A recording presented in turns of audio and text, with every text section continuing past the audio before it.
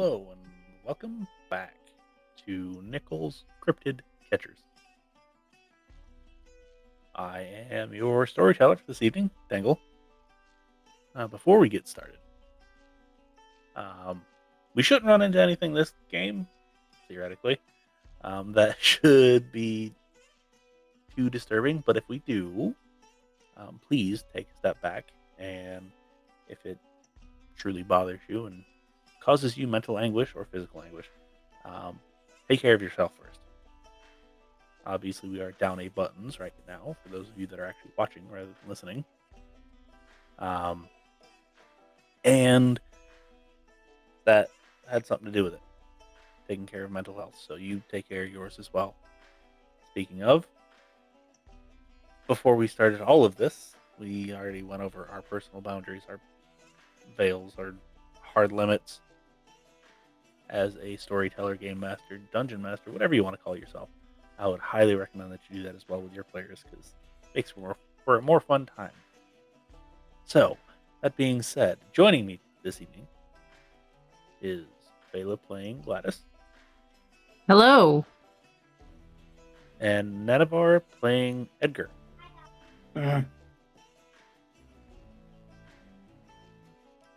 Way to sound enthused.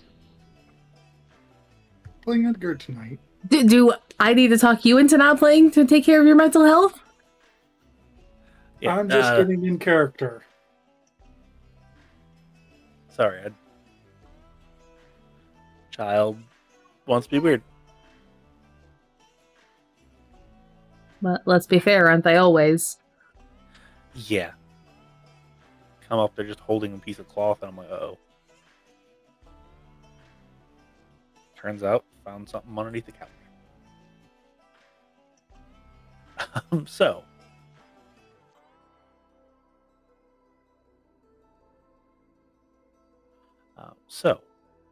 we have finished Massachusetts.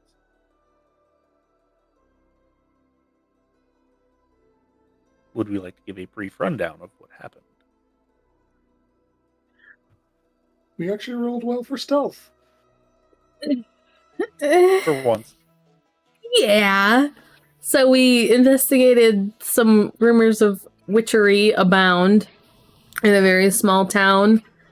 Got some decent things looked into, found some people to talk to, found a mage who helped us, and at the end of it, we figured out the house that we were supposed to take care of and stopped a ritual to unleash a Bali on everyone and everything. And in the process of that, we got ghost-proofed from the mage, whose son we rescued. And then, then we snuck into the house to stop the ritual, which we did succeed in getting to it before the ritual. And we didn't have to deal with anyone but the woman and her ghost watch guard. We all almost died. Well, not all of us. Gladys almost died. Edgar took a hit, and Rose took a hit, but Gladys was at one superficial box, like one superficial marked off box left before meeting her final death. So that was fun. We're dealing with the repercussions of that one. But we stopped the ritual, saved the kids, saved the town. Everything went okay. And then we got into kind of an argument with Ms. Nichols, got a specific bone coin, and then Rose had a talk with a certain baron. Yes, and not by title, by actual name. So, that pretty much sums up what happened last time. Given that I had told you last time that you'll have 3 weeks of downtime, I assume that all of you have given it thought. Well, you two have given it thought as to exactly what you would like to do. We are going to actually start with Edgar, and we'll kind of jump back and forth and back and forth.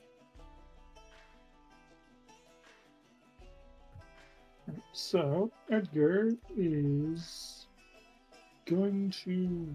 What are we going to do? Well, for starters, Edgar's definitely going back to church because he saw a demon last investigation. Okay. Yeah, it's the South. There's churches around. Edgar is from Wisconsin. Oh, no, he's Yeah. from Tennessee. Sorry. So I don't know what denomination Edgar is, but if he's not Baptist or Presbyterian, Eh. Episcopal, but might be a little bit hard to find a church, but I'm sure there's some around, considering the fact that it's the technically American subsect of Catholicism. yeah, it's just the South. So, I kind of want to make you roll for it, but I'm going to be nice and I'm not going to.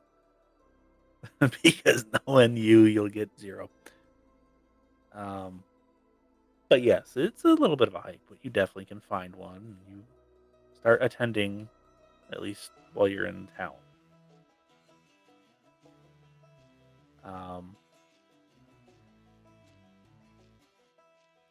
You do make quick friends with the pastor and a couple of the leaders of the church. They're interested in, well, the new person, and interested in your stories of how you are missing part of one of your fingers and the scars that you do have.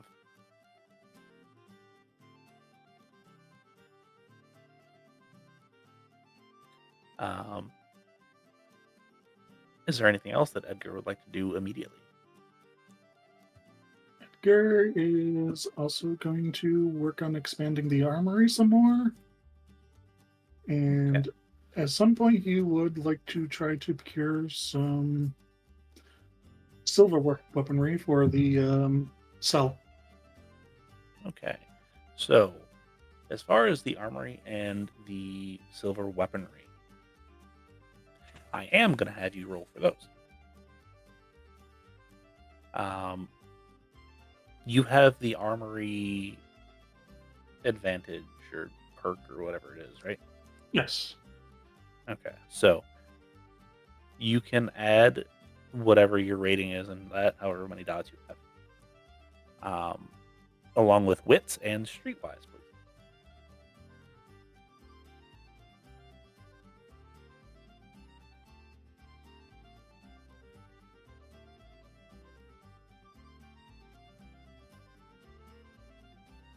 Two. Okay, so you have a line on some silver weaponry, but nothing solid. You haven't received anything yet, but you do have contact information for the people. As far as other things, you've got a couple more rifles, a couple more handguns. You also have acquired a mill to make some things as well. You're welcome, Gladys. As well as a loading station, so you can load your own ammunition. Basic stuff. Now, Gladys, what would you like to do initially? So, remind me what city or what state/city we agreed on, because I don't remember what that was. I believe we were going to say Richmond, Virginia. Okay. I will note that down this time. I know it was absolutely Virginia. I don't remember if it was Richmond or if it was somewhere a little bit more north, but it's somewhere around there. That's fine.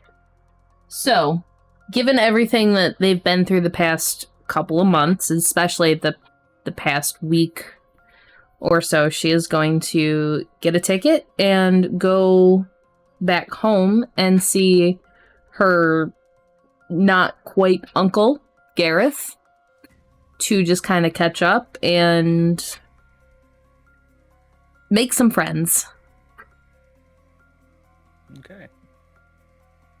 So yes, you absolutely catch back up a little bit. He seems to stay rather busy. However, he does put you in contact with some more influential people that can put you in contact with other people, which put you in contact with other people. And while it's not a complete countrywide network that you at least have contact information for now, it's pretty expensive. You've explained like what you've been doing over the last couple months, and you're not quite uncle. Seems to be exceedingly impressed. Does not ask a whole lot of questions about like exactly what it was, which strikes you as a little bit odd, but you know, Yeah, because he was the one that pulled her into all of this and taught her everything. Yeah. Interesting. But yes, he put you in contact with the right people. Kind of accepts what you've done at face value. Doesn't question pretty much anything. Just okay, yeah, that's the thing. And goes on about his merry way. He does have a couple things for you, and we'll get to that in just a second. Okay. So, Edgar, is there anything else that you would like to do? Yes, I did remember the other thing. Edgar is actually going to go for regular runs as well to try and get himself back into shape like he was in the military. So, trying to up your athletics.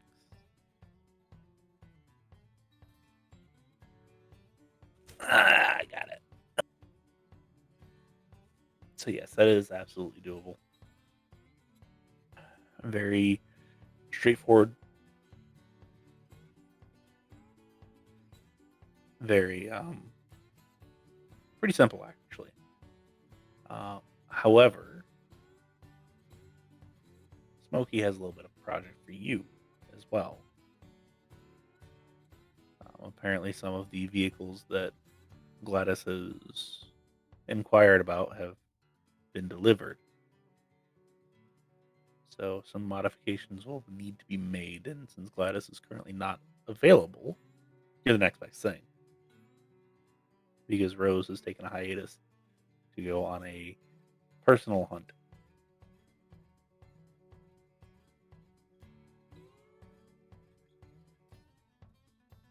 Sure, and we have like a little bit of technology knowledge, but sure, it'll be fine. It'll be fine, trust me. So, Gladys. You're about a week and a half into your trip. You've met with a lot of larger players. And your Uncle Gareth comes home one evening and he's looks like he normally does, kind of, obviously been working. Don't know exactly what he's been doing. But he kind of comes up to you and he's like, so you saw some Fey in the Northwest, right? Yeah. Okay. You said you had acquired some scales from it. Yeah, I she probably would have brought a couple with her. A couple of the chips at least. If you got the chips with you, this will actually make his a little bit better. And he walks over to one of his bookcases and takes off one of the books with no writing on the spine. Looks new, looks well preserved at the very least. He opens it up and he's like, let me see those chips real quick. He'll go fish them out of her bag. I'm assuming they're like tied up in a baggie or something. Yeah, something like that.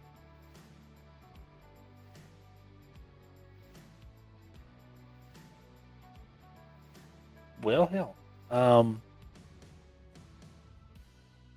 So he's kind of looking at it. He flips a couple pages. And he's like, actually, I know exactly what these are.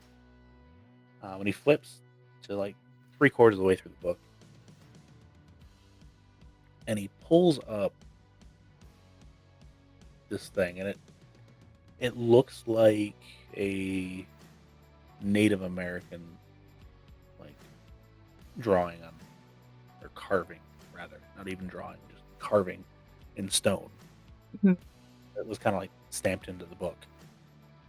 Like there's uneven ink around the edges, and kind of looks like somebody rolled it on.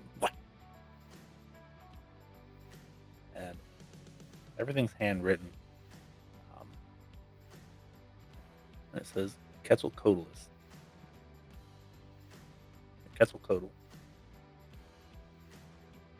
This being was once thought to be a thunderbird, a harbinger of destruction, a harbinger of life, many things. However, turns out that these are simply siege weapons from the Fae. Oh. The only things that can actually hurt them are natural materials, unworked, or otherwise in as raw a state as physically possible. Any damage otherwise is purely cosmetic, and they are said to shed scales as needed when cracked. Uses for said scales are, and it lists off about 30 of them. One of them being weaponry, best for knives, see obsidian. However, can be fashioned into arrowheads, and with enough precision can be fired out of a firearm. However, it would absolutely break upon impact.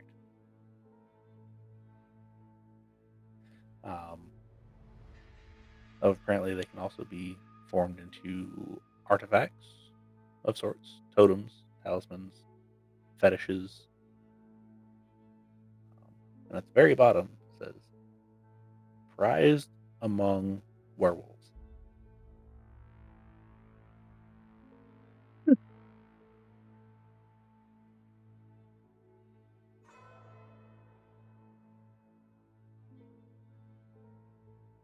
Interesting.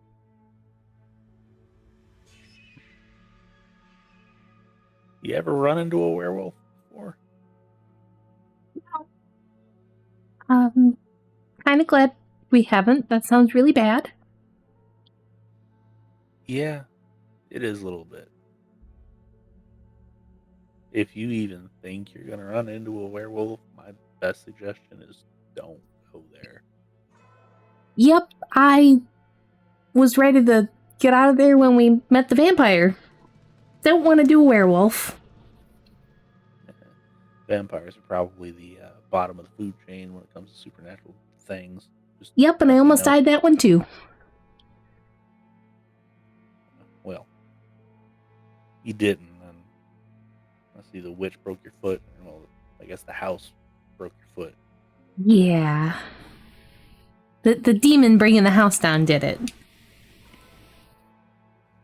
Yeah, it's there's only a couple things that I'm going to tell you not to mess with. Werewolves, demons, those are the two. Mages, if you can get to them while they don't expect it, you're fine. Fae, they die like everything else. And werewolves, or not werewolves, vampires. A little bit of fire, a little bit of holy water every once in a while might work. Or a good stake to the heart makes them stop, and then just throw them out in the sun and watch them burn.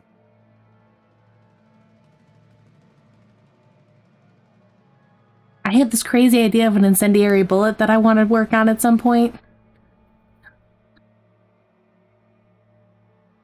You mean like a bullet that you tip with like phosphorus, or like?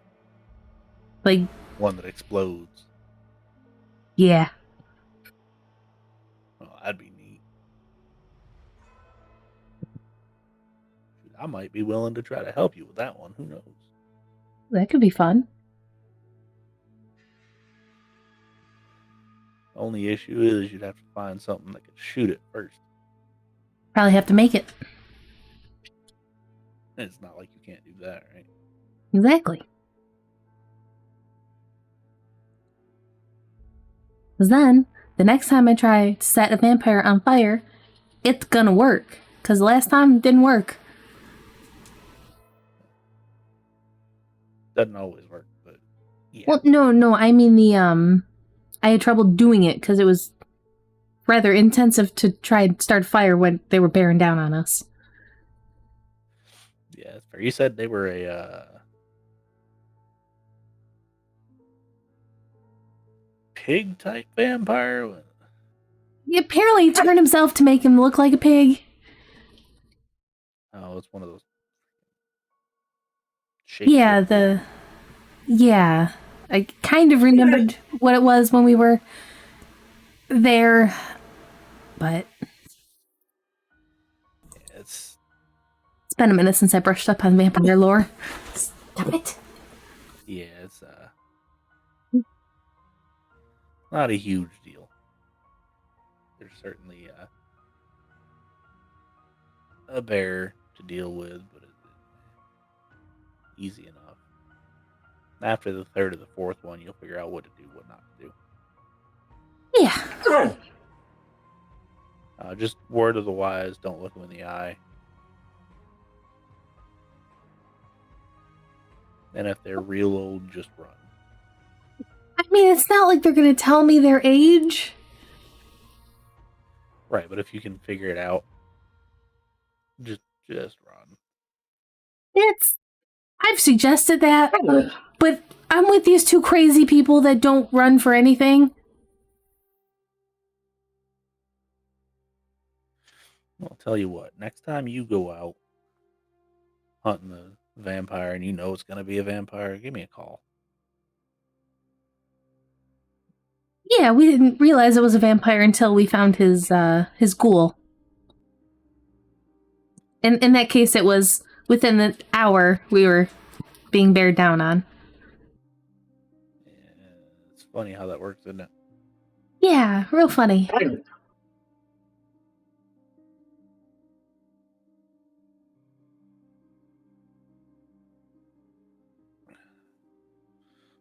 And then he kind of makes a little bit more small talk, and night kind of gets kind of late before he heads off to bed. Kind of leaving you with the book and never put it away.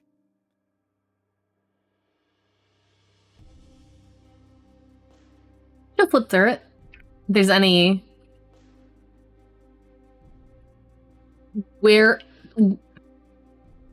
If there's any pages that look more worn or what the book flips open to kind of by itself, she'll skim those first.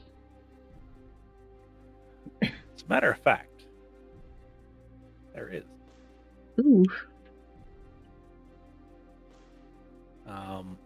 Apparently there is something that you can only describe as a zombie. It has a different name to it, but it is a zombie for all intents and purposes. But apparently it's semi-sentient. Did it look like the ones we had encountered in the underground room? No, this one is well dressed, fully clothed. The only reason why it has the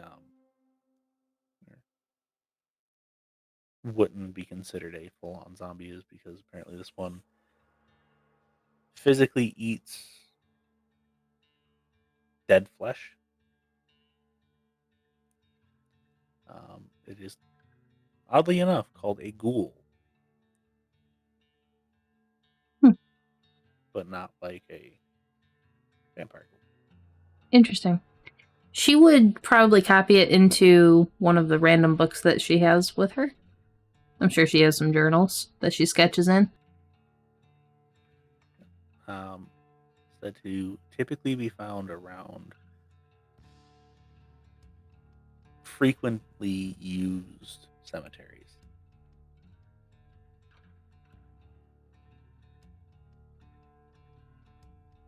And there's also one other page that the book will naturally kind of open up to. Okay. You open it up. Yes. Okay. And it says Thin Blood / Duskborn. It basically is the first recordings of exactly what a Thin Blood is. One that can potentially walk during the day. They don't necessarily have fangs. They can blend in with common society a lot better. They are highly dangerous. Yep, she's going to take lots of notes on that one. Like, probably copy it word for word, because that's scary, I thought, to her. However, if you would like to give me an intelligence and an investigation, I will let you know what stands out to you. Because not everything will.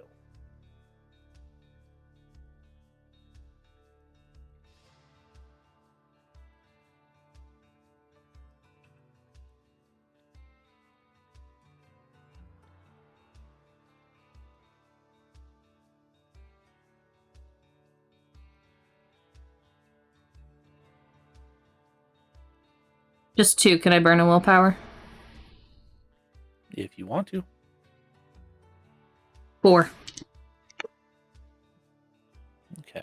So, you get a little bit more.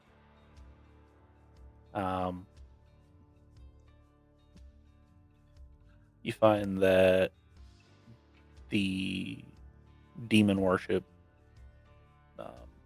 and like cult followings, they consider infernalists. The people that follow them typically are mortal. And if they're not mortal, they are very, very, very, very strong normally. Vampires.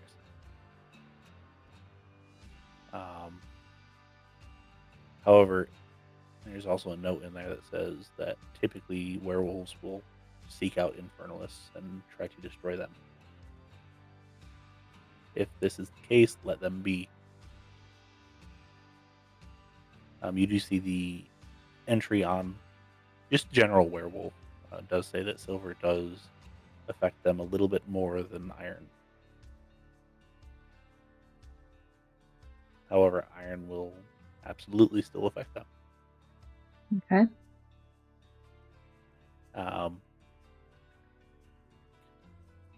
And then there's this one other thing that's just a really quick excerpt. And it is on ley lines and points of power. And it just says unpredictable. If you encounter one, highly suggest leaving.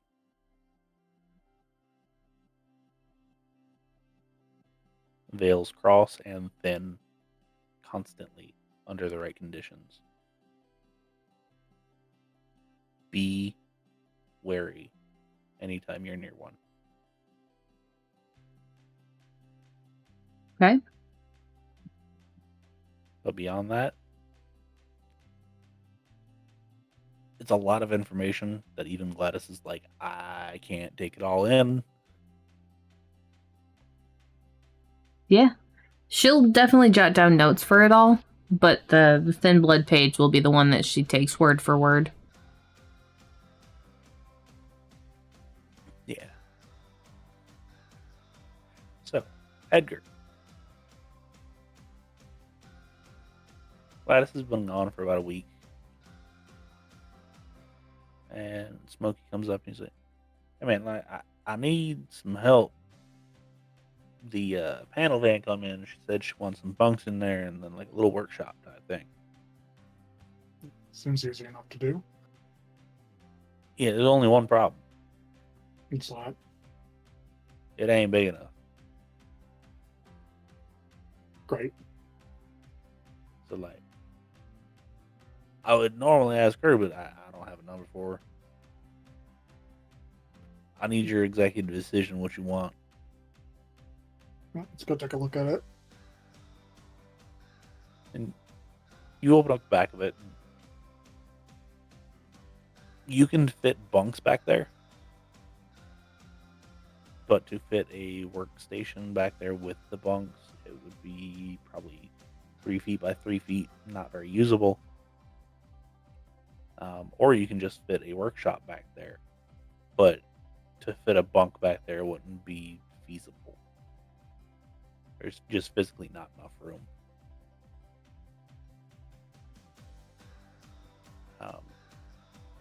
If you decide to put or make that into like an RV bunkhouse type thing, you can put storage lockers in the back or a small cage to house things if you want to.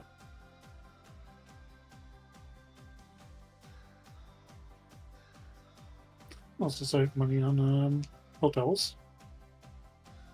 True. And if you put a workshop back there, you'll have, well, full-on workshop. You can put a couple things to craft a little bit more intensive things that normally wouldn't be able to. And then you could probably put in like we would call a job box now, fairly large thing, that if you needed to house samples of things, large samples of things, you could absolutely put it in there, but wouldn't be good for like a, I don't know, temporary prison.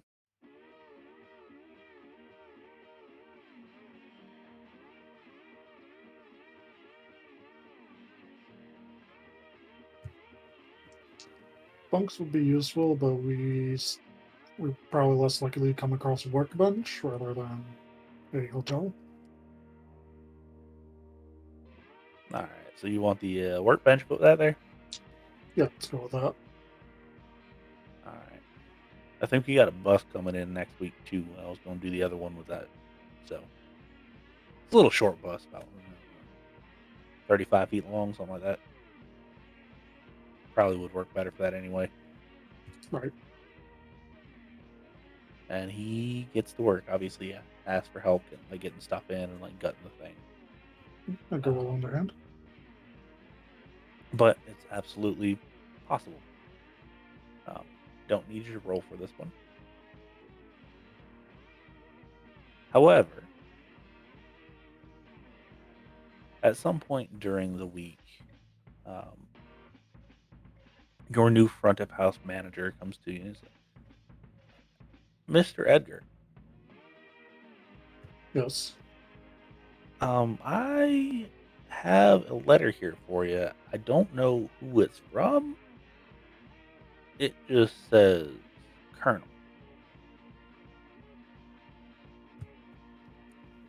Edgar will take the letter. You take the letter and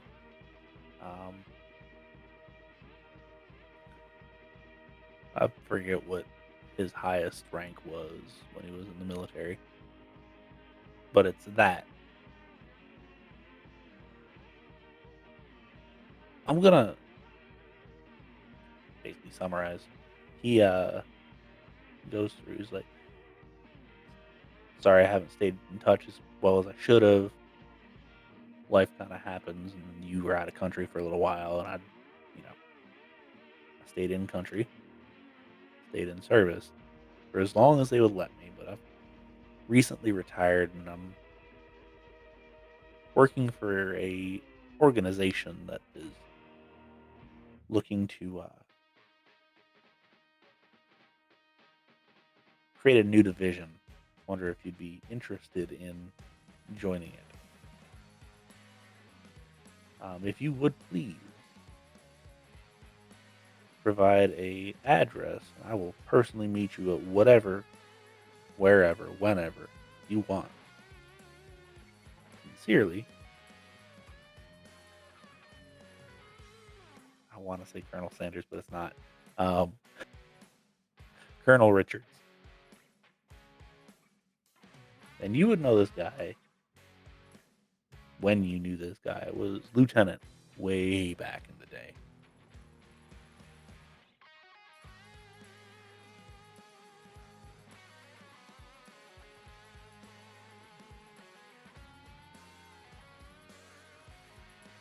And his name is Leo Richards.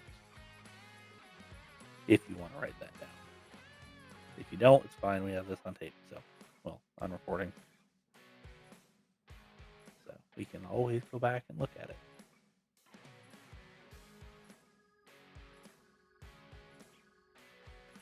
So, with that information, what would Edgar like to do? Edgar is going to write back. He's going to ask for more information and let him know that he is currently in the private investigation area, but you can meet him in whichever town we were staying in Virginia. Okay. That's just Gladys. Was in Virginia. You're still back home. Oh, okay. So you want to meet him there? Yes. Okay. Do you have a specific time that you would like him to show up? I'll request either a couple weeks. Okay. So we'll call it another month to get your stuff together. You send it out and you don't receive anything back for a while. So back to Gladys. Mm-hmm. You are still in Virginia. You're getting toward the end of your scheduled trip. You've met with a couple more people, got a little bit more influence as far as actually getting your name out there and getting the proper contacts, and realize your uncle's a lot more connected than he said he was. Interesting. Like, he knows a bunch of people from, well, science sector, some religious people, businessmen, politicians, even all the way down to farmers. Most of them are Interesting. rather unassuming. But when you start to recount some of the stories that you've currently been going through, a lot of them kind of just believe you.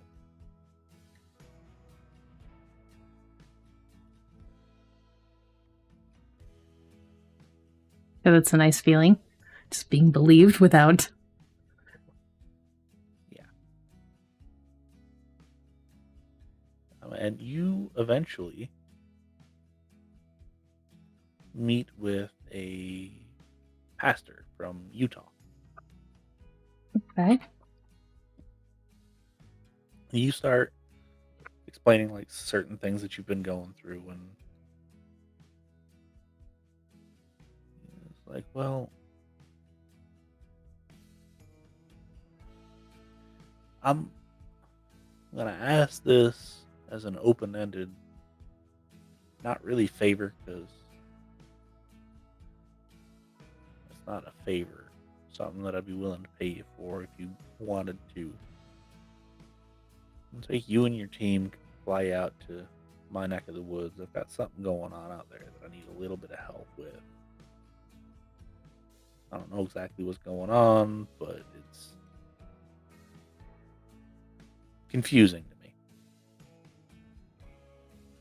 Like, what's going on? Can you describe it anymore? How religious are you?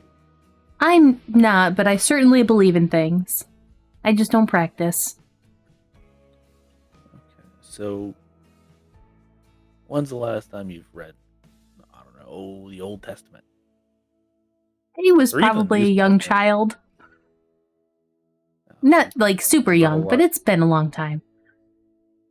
So you probably don't remember a whole lot of the descriptions. Not really. Well, some people around my town have been describing something out in, well, the Badlands, kind of akin to a angel of sorts.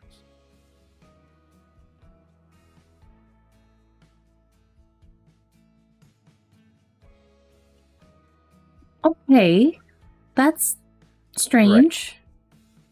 Right, and some of the more religious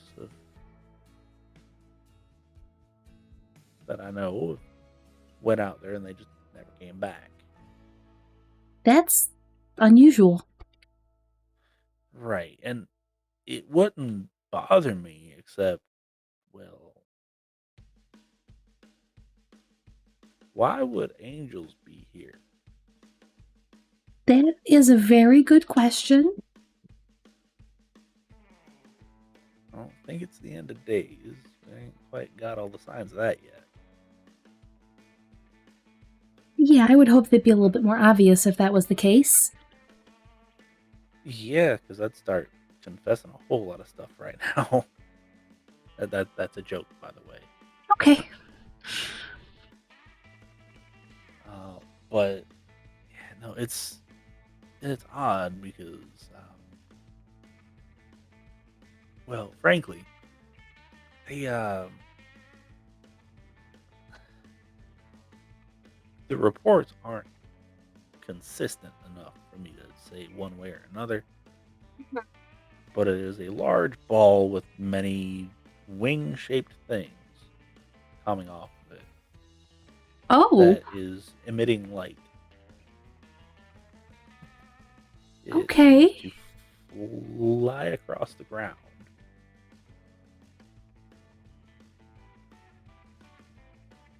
And that's about all I've gotten so far. That's even remotely consistent.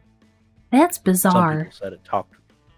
Yeah, some people said it talked to them. Some people said that it changed into a woman. Others said that it changed into a dog. I don't know.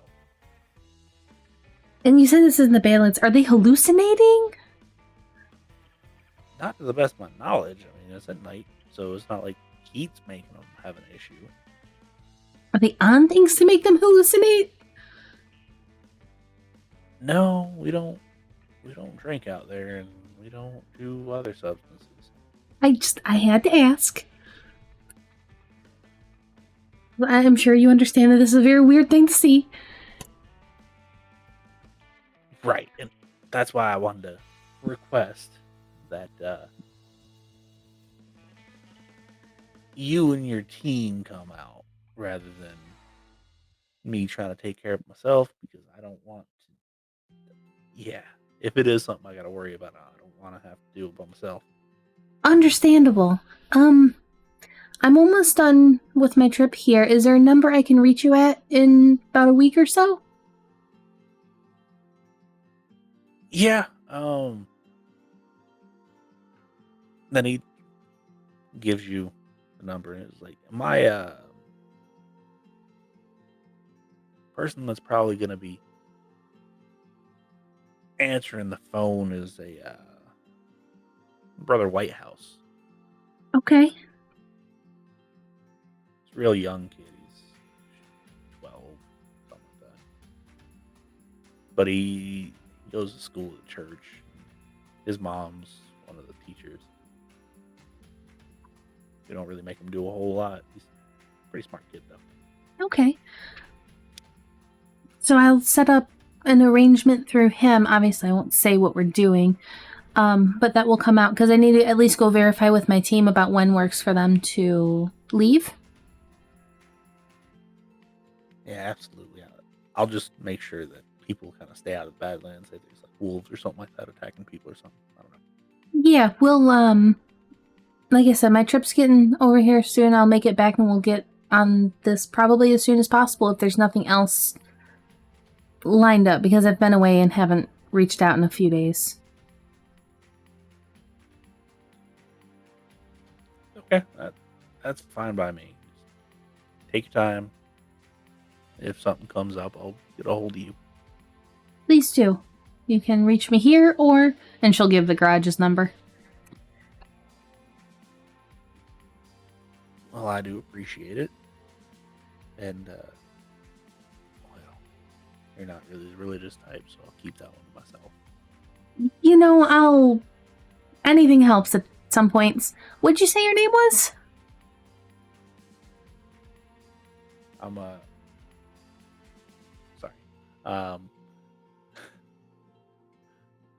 Father Richard. Okay. People that call me Rick.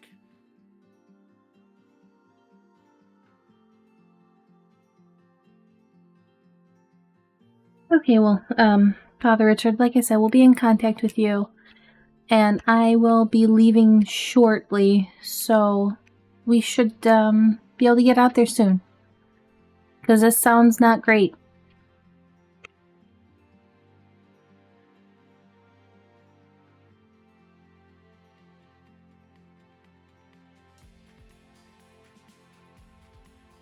Well, I appreciate it.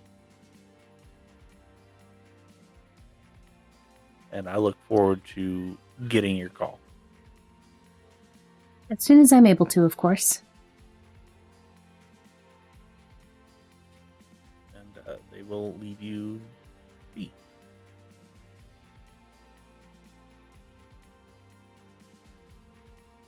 So, are there any other things that people would like to take care of? Edgar would like to start work on a lockbox for the coin.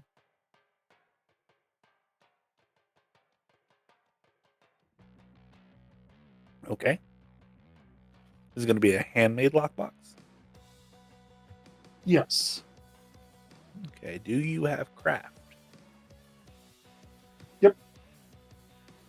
Okay. Is wits or intelligence higher for you? They're both the same. Okay. So specify which one, but wits or intelligence and craft, please.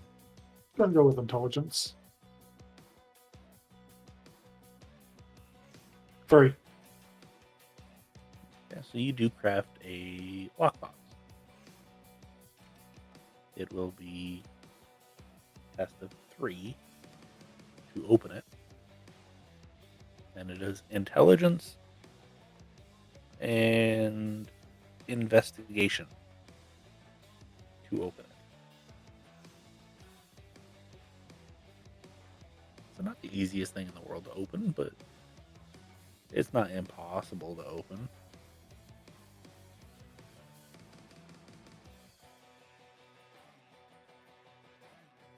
Gladys? She'd probably spend the last night or two vaguely sketching out prototypes for the ideas she had with, Gareth, and then get ready to head out. Okay. So, yeah, you do that. And you make it back home unaccosted.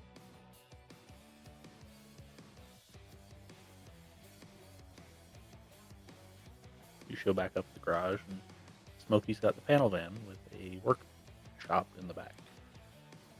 And a large storage unit type thing. Oh, it came in? Yeah, it came in while you're gone. And Edgar said use this one as the work center and the other one as the bunkhouse. Yeah, I guess I wasn't picturing the dimensions right. It doesn't look like it would have fit both of them. That's unfortunate. But I like this. This is nice and portable. This means we can take it and go if we need to. Yeah, that's what I was thinking. It ain't perfect, but you can at least make major repairs. Yeah, that's probably good. And then there was a bus, right? Is that what we're gonna put the sleeping stuff in? And like the other Yeah. gear storage? Yeah, and that should be coming in tomorrow. Oh, good. Has Rose been back? I ain't heard from her, but I'm sure she'll show up soon. Do you know where Edgar is? Oh, he's around here somewhere. We'll go find Edgar. Probably in the armory. I see you've expanded And- while I've been gone. Yeah, I and got some stuff I think you'd like. the mill and the reloading station are sitting there. She will hobble over to them and kind of gush over them for a minute. I have this fantastic idea that these will be great to use for. Oh, what do you got in mind? A gun, but fire. I would like to see that. Yeah, me too, in case, we have another vampire bearing down on us, because that was not fun. Anyway, I had someone get hold of me, and we might have a job. Oh, cool. All right, this time. Utah. Maybe I should have done the bunk roads. I mean, we can always head out in the one van, and then Rose can follow up in the fixed up bunk bus. Yeah, it's a good idea. Yeah. I'm sure we can lay a sleeping bag down in the back of the work thing while we take turns driving. Good. How are you religious? Yes. How religious? Yeah, kind of fell off after I left the asylum, but started getting back into it. Okay. You want to go investigate an angel? Yes. That's what we're doing. And then she will let him know what Father Richard said to her. Sounds a lot different than what we see in paintings. I mean, I think that's more biblically accurate, though. Yeah, I think the Old Testament had some stuff about that. It's been a while since I've read it, but the father kind of went over things with me, and that sounds kind of like what I remember. Yeah, I believe there's one where there's just a giant flaming eyeball. Well, that might be this one. Who knows? When are we leaving? I'm gonna give him a call. We'll set things up, and then we can head out. Maybe in the next day or two, we'll get things ready. I won't be able to do a whole lot. My foot is still broken. Worst case scenario, I can carry you. I'm not gonna be doing any running. Well, hopefully we won't have to. I mean, I have the thing I can make things now, so, like, that's a lot more helpful, I think, than me hobbling around. But when Rose comes, we can actually do more than some impromptu investigations into the area. Okay. Because we can go, because we normally take a day or two to, like, scope everything out and then start talking to people. That is definitely what we should do that first day or day or two while we're waiting for her. It's a good plan. And let's make sure Smokey can take care of that van or the bus while we head out. And then she'd go. Let Smokey know, and then see if he thinks he can handle the van while they're gone. Or the bus. He does request that you guys kind of stay around just so he can get this frame up, and then everything else. Well, But- yeah, they weren't going to leave for a day or a couple days. So, excuse me. Yeah. So, And he's got all the stuff to make the frame. It's just he needs somebody to like hold it. right, once it's framed out and everything, would he be able to do it by himself pretty much? Yeah. Somebody can take care of.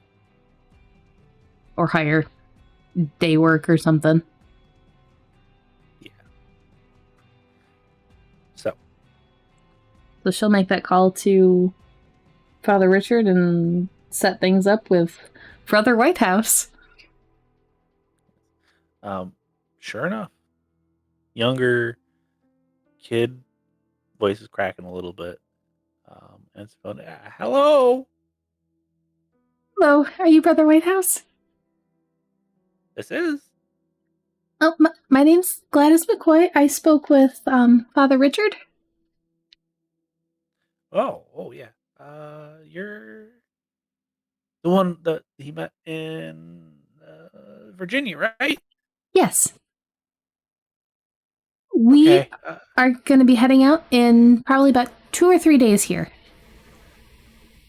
Okay, I will let him know. Fantastic. Nothing else has come up since then?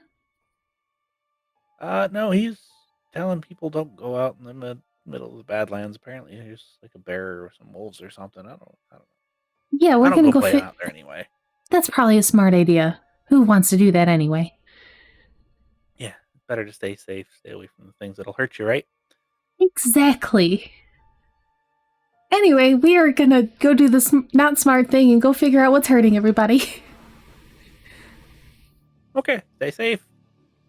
I'll do my best, thank you. You too. I'll hang up.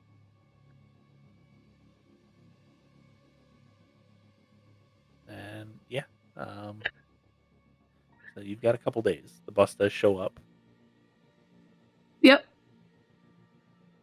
Smokey makes really good time. Actually, he gets a little bit more done than you expect him to get done. Sweet. Like he's even like starting on the actual like pseudo prison, Okay. as well as actually individual lockers and hand making a whole lot of stuff. That's awesome.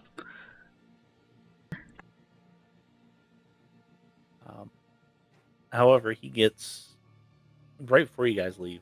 He starts tearing up the floor a little bit because it's got a little bit of rust rot in it. And then he kind of looks and, hey Gladys, Yeah, Smokey? come here.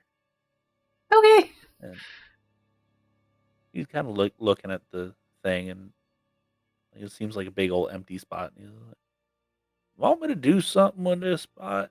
Like put a secret compartment or something like that in there? That would be great. Yeah, I figure that way you can put. You seen Edgar's lockbox that he made? I seen it briefly. Yeah, I think pretty good. You put stuff like that in there, and then like nobody will know where the thing is. Right. Be nice to keep other sensitive things in. I like it. All right. If I hold Rose up a couple days, I apologize, but getting that in there is probably gonna be a little bit more difficult and hidden. I would much rather have that ready to go and have it like prepped and good to go than not have it. All right. Well, I'll absolutely do that. I'll make sure the beds get in there all nice and comfy. Figured out how to power the water pump to make a shower in there. Oh, that's awesome.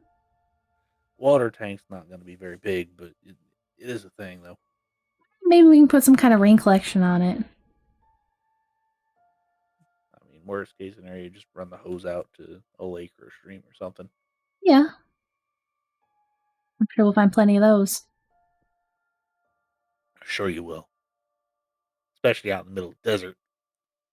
Right. Right. Might want to fill up one of those Anyway. storage lockers with some jugs of water.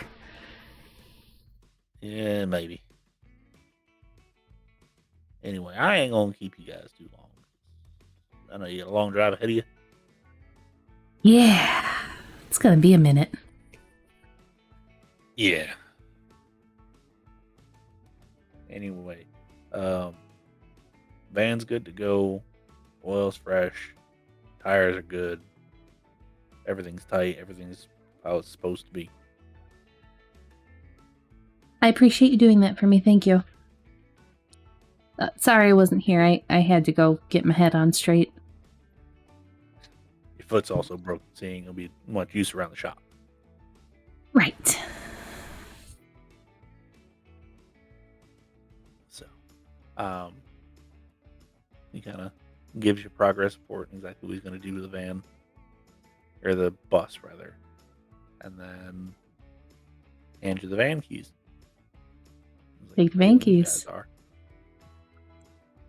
You know, I really hope Rose can drive the bus and she doesn't crash it. She's not the best driver. No, she's just going down the highway. It's fine. Let's hope. Anyway, Edgar, do you got all your stuff ready? Yep, ready to go. Hey, you want to start this or you want me to? I'll take the first drive. Okay. Okay. So, it takes a long time to get out there. Because there's no interstates. It's all U.S. highway this and U.S. highway that. You're on Route 66 for a long time. However, you eventually pull into a small town in the middle of nowhere, Utah. You're sure it has a name, but it definitely doesn't have a sign for it. It just says population 732.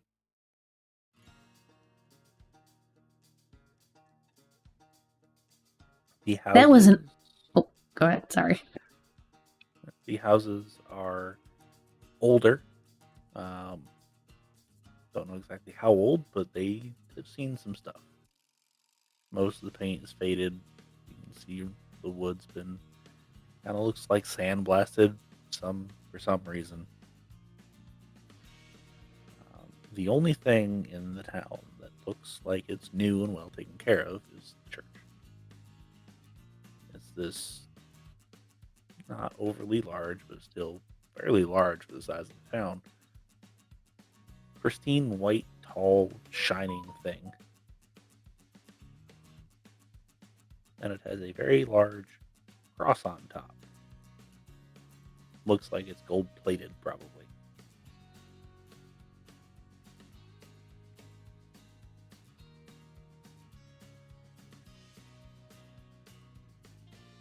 Well, it was an awful drive, and I really am not looking forward to driving back.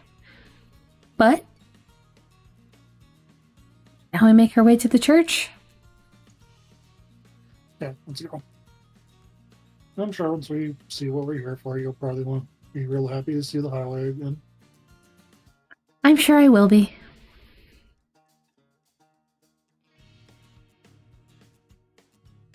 So yeah, you actually pull down into town. And it's kind of like in a bowl.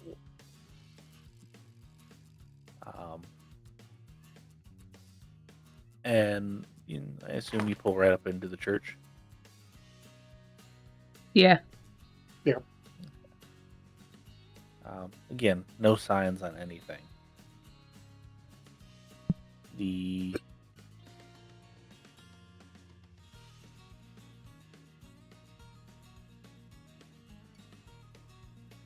streets don't even have signs. The houses don't have numbers. It's just plain town.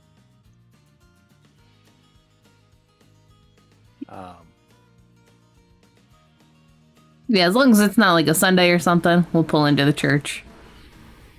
No, you actually get there on Tuesday. Okay.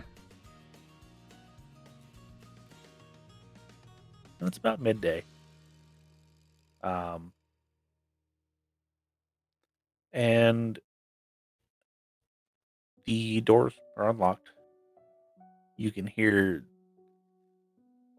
maybe school going on somewhere in there. Hear a woman's voice, and she's saying something about you need to learn math so you can at least be able to buy things.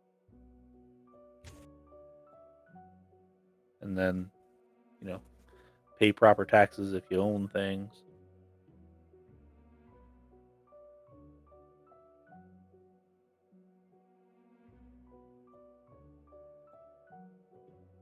Kind of poke her head in, make sure she's not going to be interrupting anything.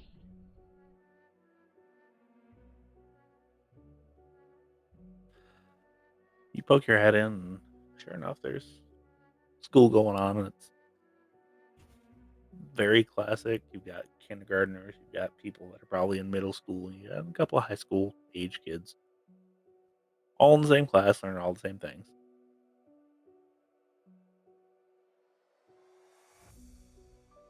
She just kind of looks up and says, "Oh, you're the visitors that we heard about." Yes, hello. I'm Gladys. Well, it's nice to meet you. Come on in. Thanks. Father Nice to Rick meet you as is well. back. Excellent, thank you. If you need anything, by all means, let me know. Or, well, let my son know. He's poking around here somewhere. Is he the one I spoke to on the phone? Yeah, he is. Okay. Thank you very much. She kind of nods and just goes back to what she was doing.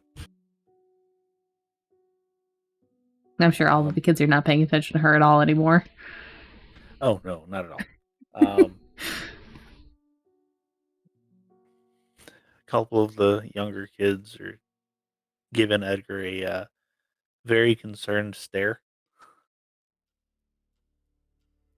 A couple of the older boys are probably looking a little bit too long at Gladys. Yeah, I'm sure she's properly dressed, but borderline, because it's been a long drive. Yeah. And let's be real here.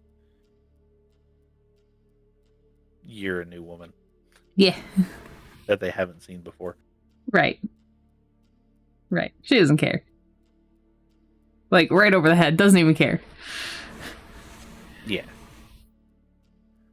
And you walk into the back of the church and you see the gentleman sitting there. He's writing something on a piece of paper. Father Richard? Oh, yeah. Call me Rick, by all means, please. Okay. Well, is this a good time? As good as any. I'm just preparing my sermon for tomorrow. Okay, this is Edgar. He is one of the people I work with. The other one should be coming in the next couple of days. Okay, well, Edgar, it's nice to meet you, sir. Nice to meet you too. Hope you enjoy our little town. We ain't got a whole lot, but what we do have, we try to share. So That's look nice. it's seen better days, but it's fine. Anyway, I'm sure that Gladys here has told you a little bit about what we've got going on. And I just wanted to let you know that for the most part, we haven't had any other issues. We did have somebody go out and they came back and they were a little bit worse for wear. Physically or mentally? A little bit of both. Looked like whatever it was kind of grabbed hold of their arm and burnt it a little bit. It healed. It was a couple weeks ago. It healed. It's still a little bit scarred up, but it's not too bad. And who was that? Oh, that was James McGowan. He's actually the barber. Well, the barber apprentice, really. Okay. His dad's the barber.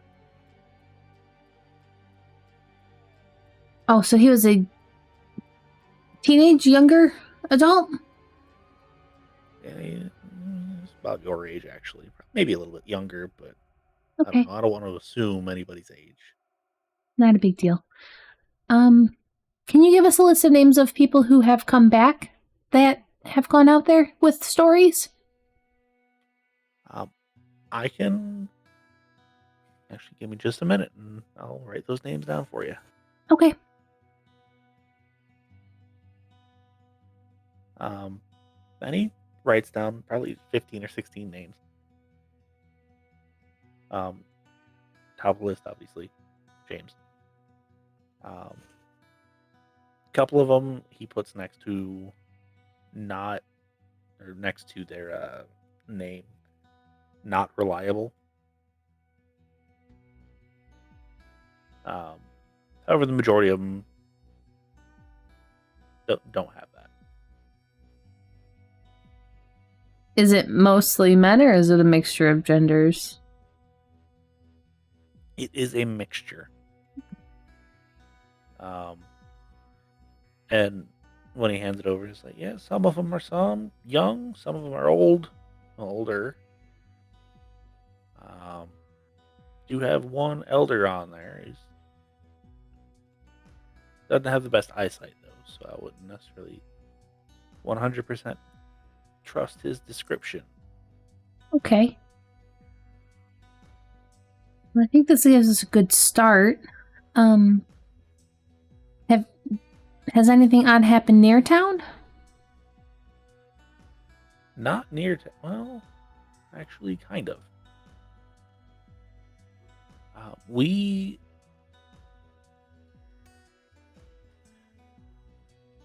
had, shortly before the first sighting,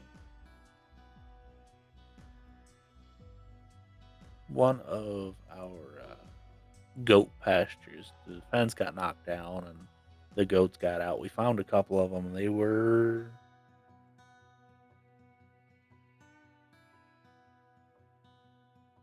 okay. Wait just a second.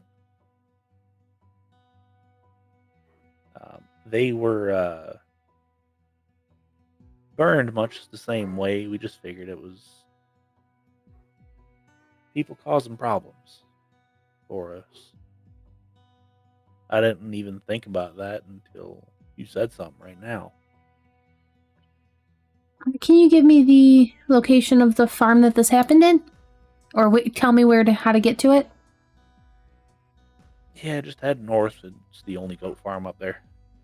Okay. Any other strange animal things?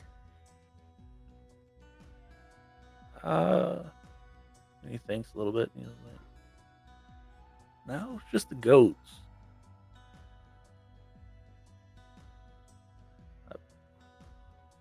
I'll ask around, but for the most part, people tell me their business. I would assume as much in such a small town. Especially since I'm kind of their de facto leader, as it were. Yes, Utah has that stereotype. We're all religious, and it's, for the most part, very true. Fair enough.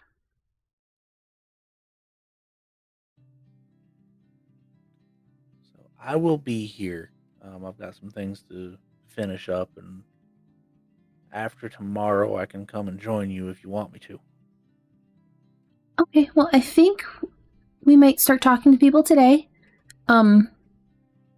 Is there a place that we might be able to stay, at least for a few days? I didn't recall seeing a motel or anything on the way in. Oh, no, we don't have a motel. I didn't think barely so, have a but grocery store. Yeah, we barely have a grocery store or somewhere that we can buy produce and such. Tell you what, I will set you something up in the stock room in here. A couple cots at the very least, so you can sleep. And Edgar, I'll make sure that you've got one somewhere else. Okay, Thank you. we should only need it for a few days. Our last co-worker's coming with a vehicle that is more of a mobile home type thing. It just wasn't ready. Oh, well, I'll still keep the cop for Edgar. It's fine. Right. That is probably for the better anyway. Thank you. Did you have any other questions, Edgar? No, I think I'm all set. Okay, well, best of luck, and if anybody gives you any problems, let me know. Also, if you notice anybody that seems to have been partaking in certain substances, let me know as well. I just need to know where the things are so I can keep people from frequenting too much. Of course. We Noted. don't typically partake in things like that ourselves.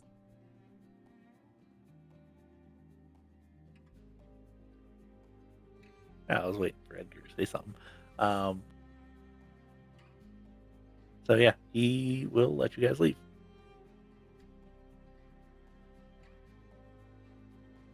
Okay, Edgar. Do you want to split up the list? I'll take the women, you take the men? Yeah, that's probably for the best. Right. Seem to be more conservative compared to the other places we've been. Well, it is Utah.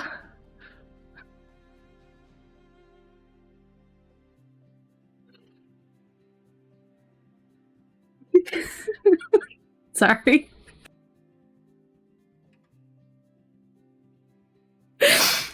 All right, so they'll Okay. split up. They'll leave the vehicle at the church, I think. Okay. Yeah, it's definitely a walkable town. It probably takes about 20 minutes to walk from end to end. From any given end to the other given end.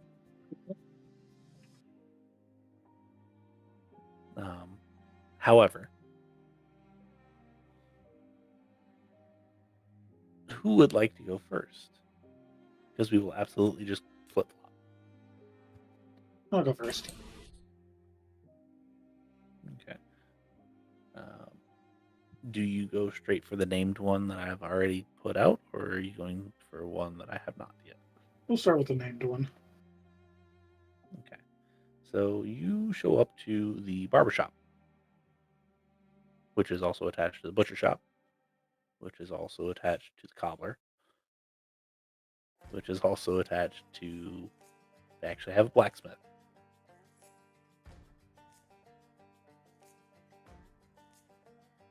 And you walk inside, and you immediately know exactly who it is. They still have their arm bandaged up, but it's not super gross.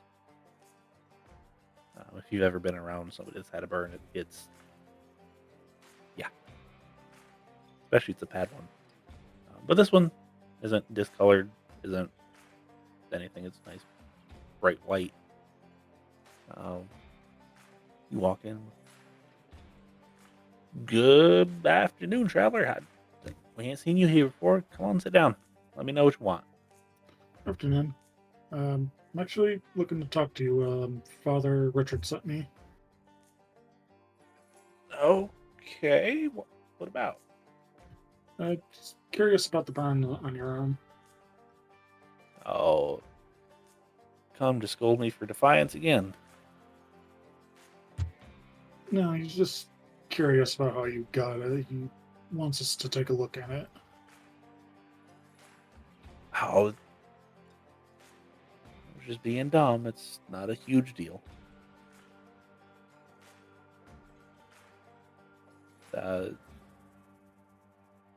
Actually, you want something? Come on. Let's go with out back, and we'll talk. All right, let's go. When he walks out back with you, can you give me a wits and insight, please?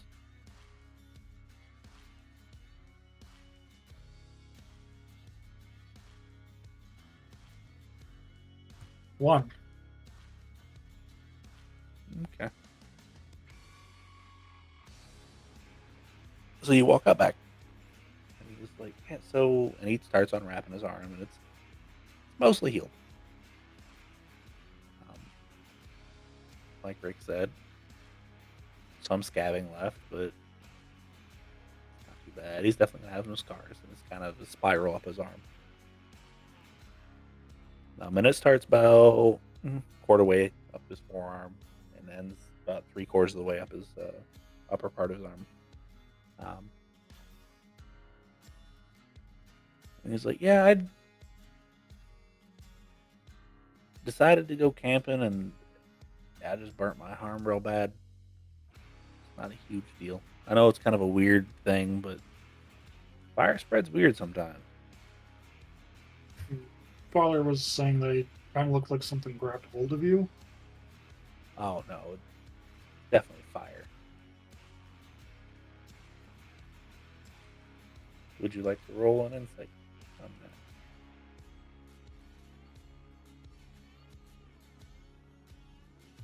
3.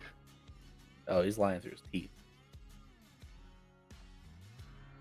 Now, I'm not going around blabbing to Father. Whatever you tell me is going to stay between us and my partners. Oh no, I swear to you, it's not really anything to be concerned about. But even if you saw something weird, it's best to tell me. I don't necessarily know if it'd be weird. Just getting too close to things that I shouldn't. Listen to my elders, as everybody tells me. What exactly was it you got close to? Oh, just the thing that they told us is out there. Wolves. Right. Right. To be 100% honest with you, I don't know exactly how to describe it.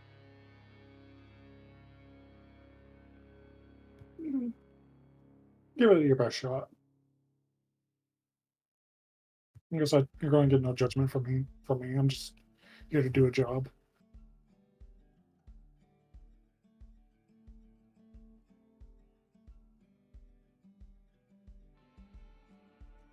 Well,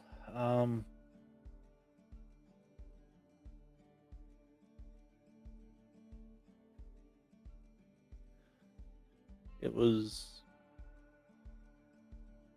an orb of pulsating light.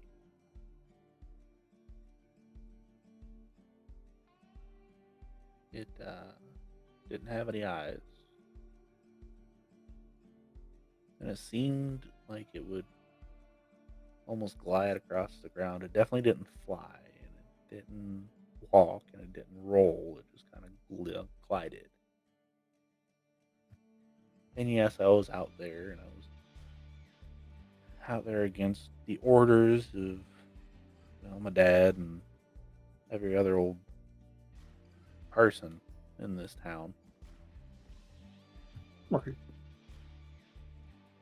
But I mean, you gotta have fun sometime, and there ain't a whole lot of fun to be had here. Doesn't seem like it.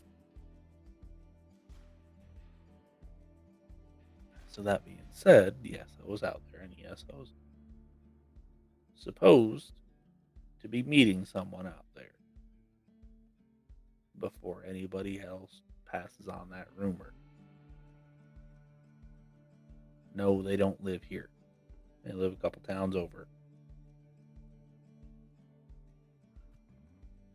Edgar will make note of that.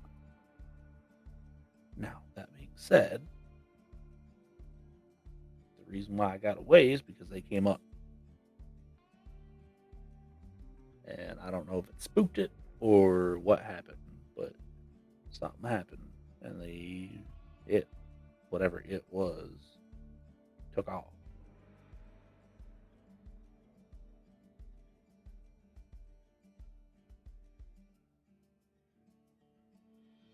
Didn't make a sound. Didn't didn't seem to breathe, didn't give off light. So when it burned me, you can imagine my surprise.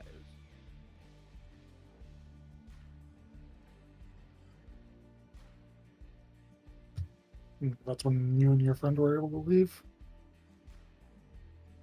Yes.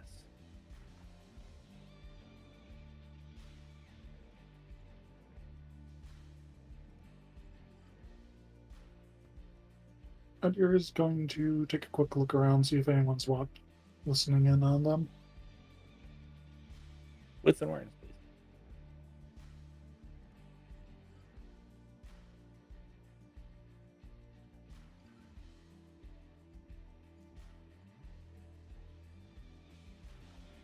Four.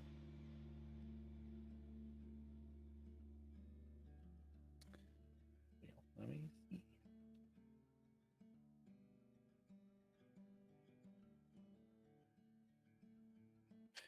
Yes, you do notice that the father has made his way to the back door and is kind of standing right there.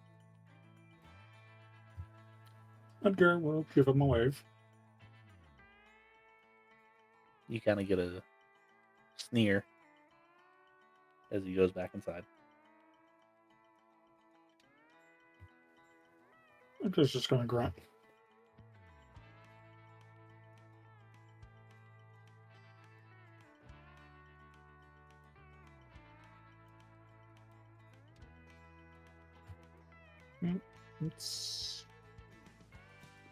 If the father is definitely gone, Edgar is going to ask for the name of the person he was meeting.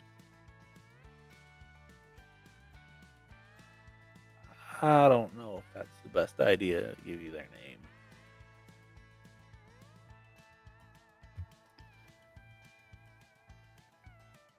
Very well. Not just for me, but for them too. I understand.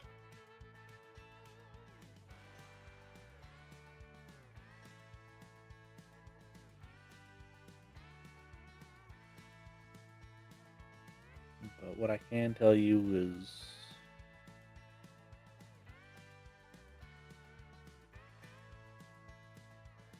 if you do decide to go out there, and I don't suggest it, if you start seeing the weird glow on the horizon, just run.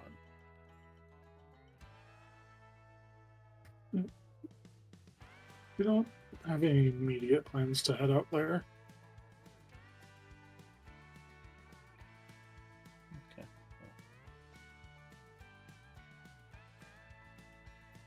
Good. While you're here, do you need a haircut?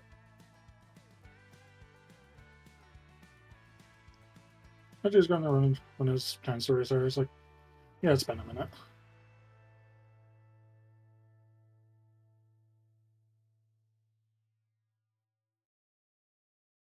Okay. So yeah, you get a haircut and it's 50 cents.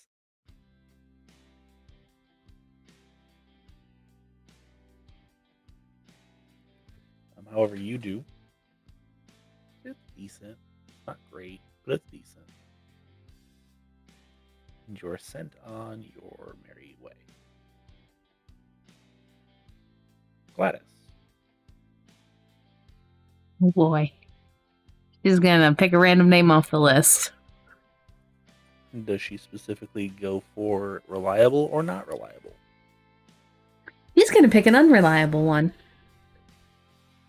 Okay. So you find an unreliable one. It is Marcy Long. Darcy? Marcy. with an Marcy. M. Yeah. Okay. And you head out to her house, and it's on the outside of town.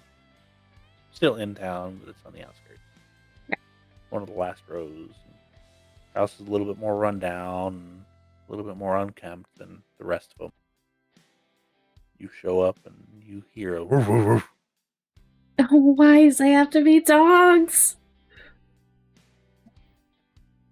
And you hear that. You hush. Now I told you. Just because we got visitors, you ain't got to tell me all the time. And she comes walking out. And she's on the younger side. Probably not 40 yet. Definitely 30, but not quite 40. She's like, how can I help you today? I am here on a job, by Father Rick. I guess that's what he goes by. I don't know. Me and my coworkers are here investigating the strange happenings that are happening out in the Badlands. And your name was one of the people that I was told about. Oh, you're here to make fun of me too, then. No, not really. I have some really crazy stories that you probably wouldn't even believe, so I will believe probably anything you tell me. Well, let's find out. Let me just put the dog up real quick. And Please, I don't like animals. yeah, he's just a big goofball. Sure. He's like 2 years old now. He's a Rottweiler. Not a big Yep. deal. Okay. But yeah, she goes back inside and then comes back out about 2-3 minutes later. She's like, come on inside. Okay. You walk inside, and can I get a wits and awareness, please?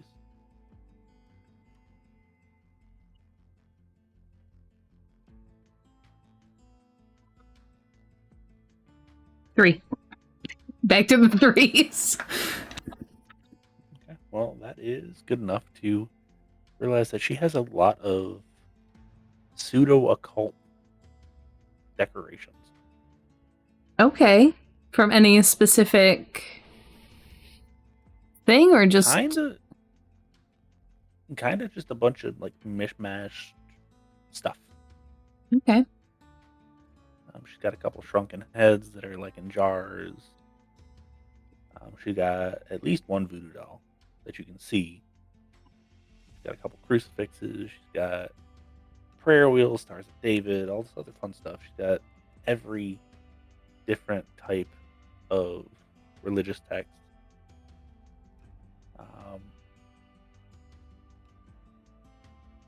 And she kind of sits down. It's a very, very, very small house. And she takes a pot of water off the stove, and she's like, got hot water if you drink tea. I do.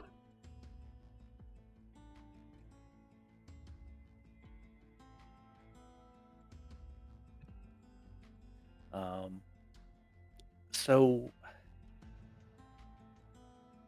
the first and foremost, I know you've probably been told I'm a little bit crazy, and because of like all the stuff that I like.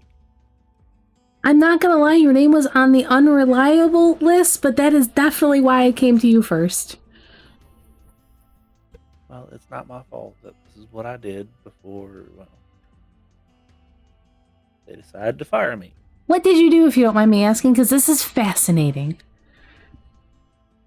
Oh, really? I was an anthropologist. Okay.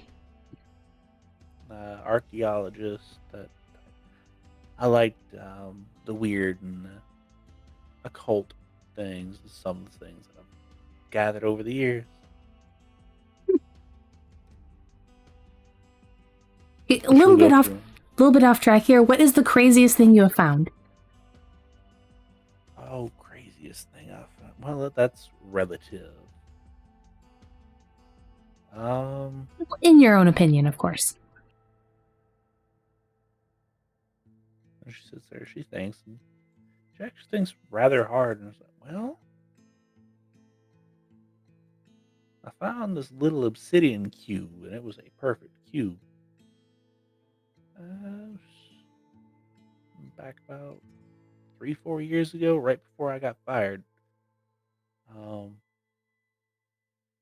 Took it to my boss, and his eyes got real big, and I didn't really understand what it was, or even what the implication of it was. Still don't really, but that's why I got fired. It disappeared, and they thought I stole it.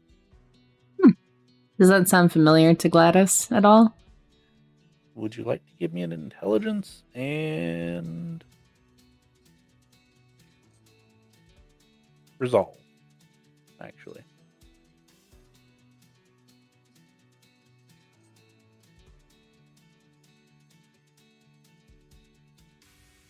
My goodness, where is resolve?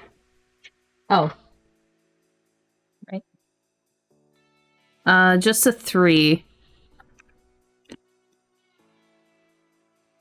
Fitting. No, it does not. That sounds really interesting. Where was that at? That was, I believe, I was on the island of Fiji.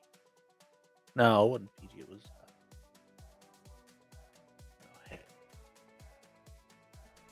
Maybe one of the islands in the Philippines. I don't remember. It was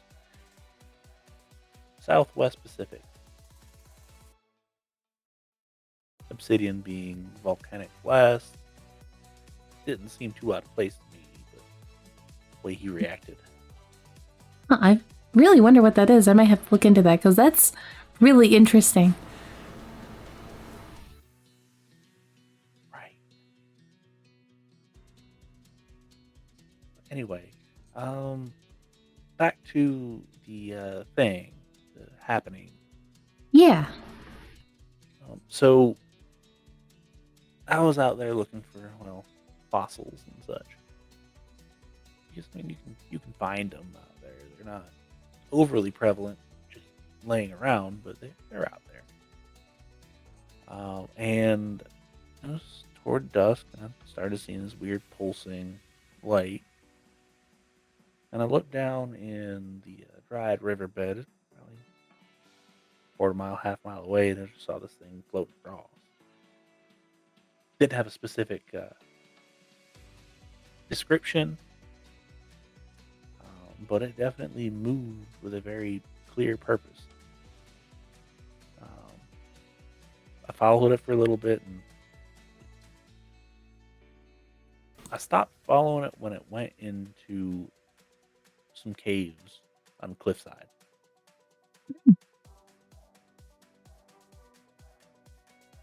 I don't go into caves anymore.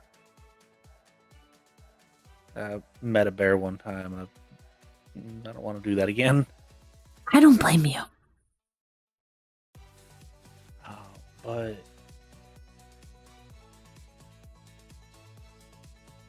something doesn't move that smoothly, that intently, without having some sort of purpose in it. And I could be wrong here, but it almost seemed like it was being controlled. Controlled? What makes you say that? Because there's no way the thing, if it was sentient, didn't know I was there. I'm not necessarily quiet when I'm moving through places because, well, again, met a bear. If you're loud, they're going to know you're there, and they're probably going to run or let you know that they're there. Right. That goes the same with snakes and spiders and all this other fun stuff. They're going to leave. So I try to make noise now. There's no way it didn't know I was there, and it didn't even care. It was either being controlled or didn't see me as a threat. Either way, yeah. Was it making like aggressive movements or? No, slow, smooth, steady. How fast did it move? About walking speed. Not saying that it couldn't move faster, it could move slower, but it, Right. Yeah. And did it follow the riverbed completely? Yes, actually. It followed the riverbed and then turned 90 degrees into the cave. That does seem a little unnatural. Things don't turn abruptly like that typically. Right, and what makes it even weirder is when it turned, like you would expect to see like a different formation in it, but it had the same formation. It was this like perfect circle. Not perfect, but it's circular. Okay. Did it have wings? It didn't seem like it to me. I know some people say it has wings. Some people say it has like little tentacles or hairs coming off it. To me, it. But again, far enough away that I didn't get a great look at it. It didn't seem like it did. Okay. Any other strange things that you noticed in the immediate area when it was happening?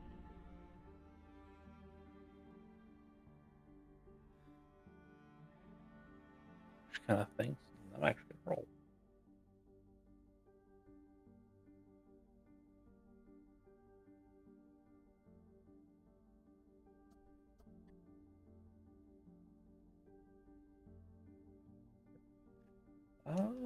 Not particularly. Okay. Animals didn't seem to care. They were still milling about.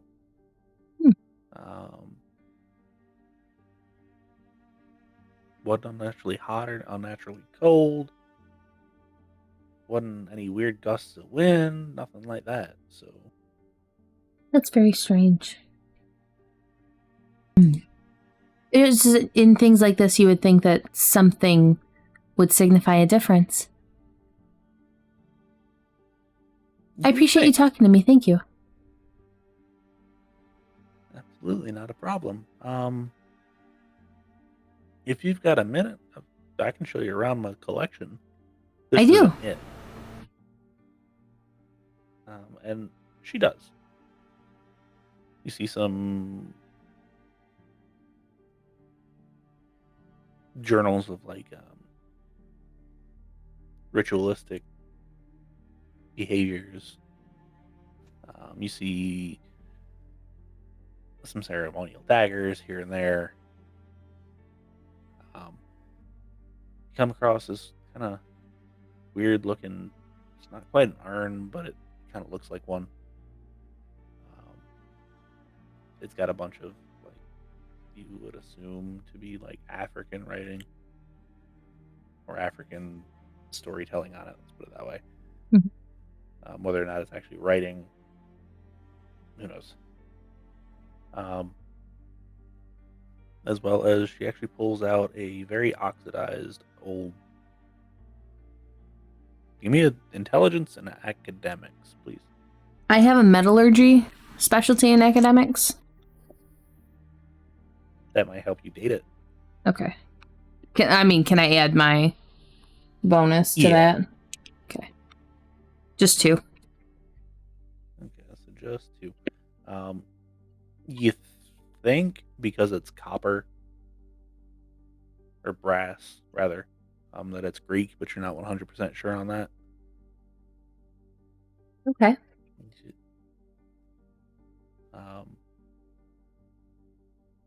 And it's just like, yeah, I've got plenty of stuff, and people think I'm weird for having it. No, this is really, really cool. Part of my group is, we kind of go out to places where we hear strange things happening like this and try and figure out what's going on.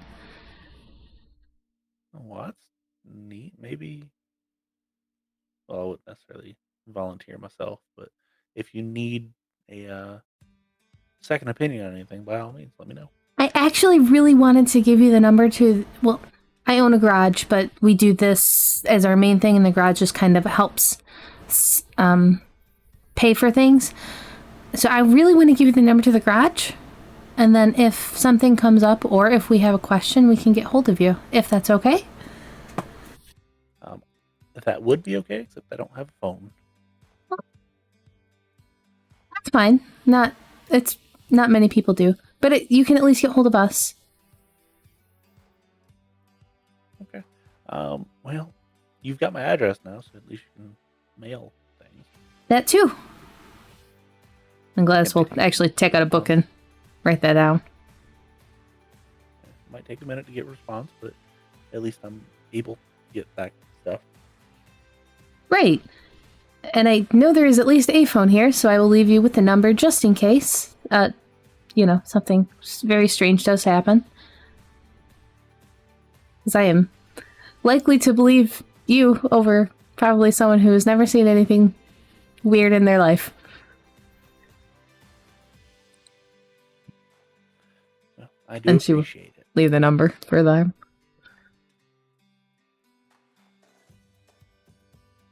Okay. As you are getting ready to leave, you walk past one of the door and it just goes, "Takunk," and yeah, sorry about sausage. He's excited. You named him Sausage? He kind of looks like one. He's long and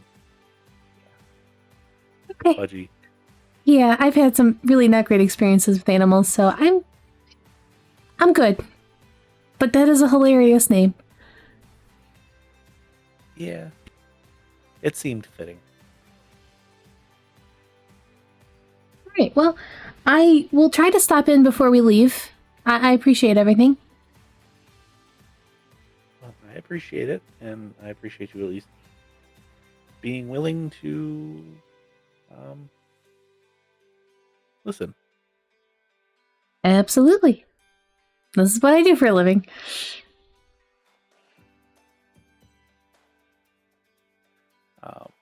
And she's not going to keep you too much longer if you don't want to stay. As much as Gladys would love to continue looking around, she does have things to do. Right.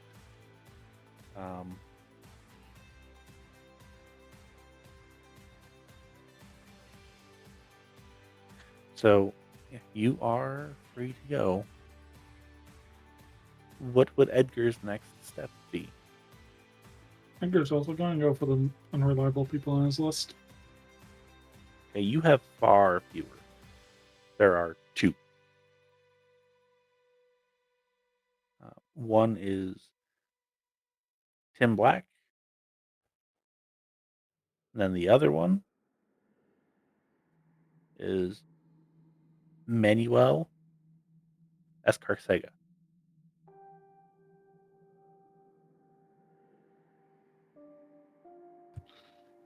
Let's go for Emmanuel. Okay. So you come up and it is on the north side of town. It is the last house that is part of the actual town. You can see the goat farm from here.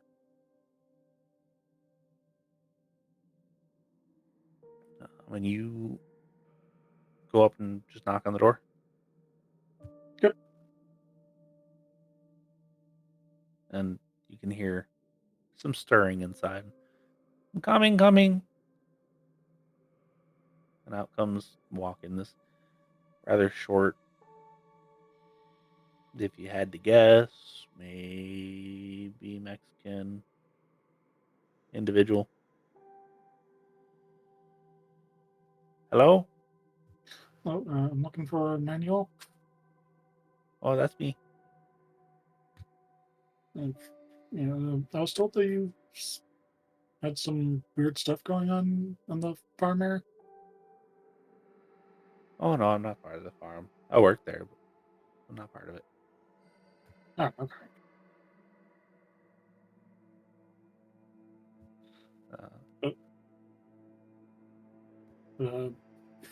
We're just we're asked by Father Richard to take a look into what was going on.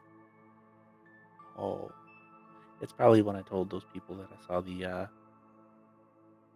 angel. That's heard about that as well. Yeah. Well, I'm gonna tell you now. I wasn't drunk that night. Not saying that I wasn't drunk other times, but that night I wasn't. And I swear to you, I saw the thing come out of the mountains, come out of the hills, go right down Main Street, and just keep on going. It's probably 1 or 2 in the morning. It was late. I actually just got back from feeding the goats.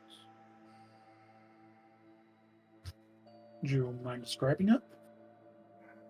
Like I said, it's kind of looked like an angel type thing. Growing up, we were very, very religious.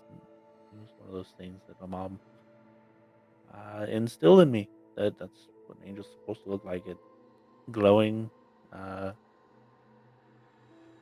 think it might have had some eyes. I don't know.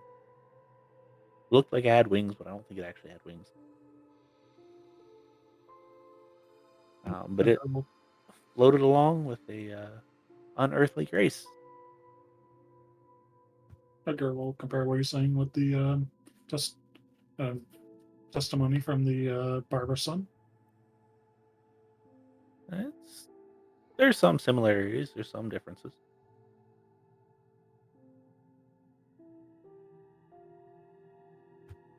Kind of similar to what I heard from the barber's son. Well, I mean, if we saw the same thing, they should be. I didn't try to go and touch it though. I wasn't that dumb. Yeah, I don't think he was either. I think it came up to him. Oh, that's not good. That one, I don't.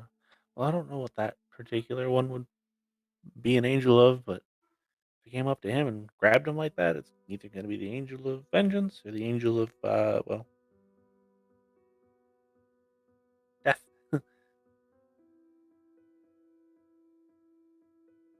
Let's hope there's just one we don't know about. You heard the rumor about that kid, right? What was it? Oh, he's a little bit sweeter than most men. Ah, okay.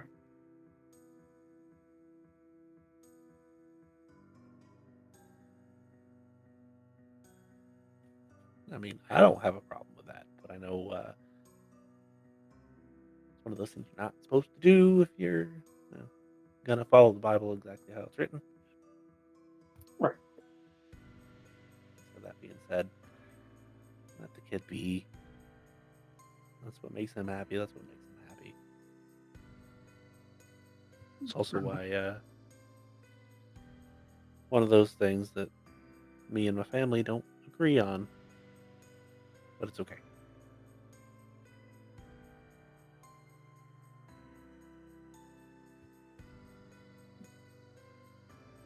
So I heard that some of the goats were acting weird as well. Oh yeah, you're talking about the breakout. Yes, had one of the hands. He quit and left town though. He's he said the night that the fence broke down, he saw this big ball of fire come through and break down the thing. Was apparently chasing somebody through the field, grabbed them, absorbed them, and took them away. Absorbed them. Yeah, like grabbed them, brought them in, and took them away. You could hear him screaming the entire time. It's weird. Do you know who it was, or was it just some traveler? Oh, I don't know who it was. I wasn't there, and the hand that said he saw it left 2 days later and never said anything to anybody.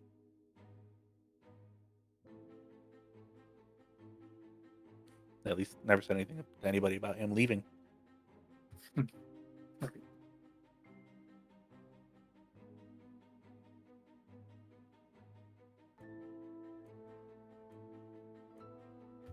Do you have any other information you could give me? Um,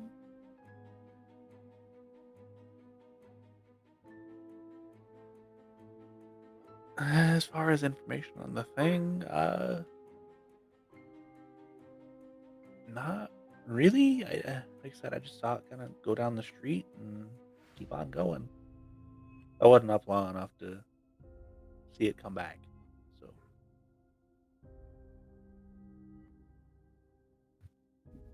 Any other weird occurrences around town?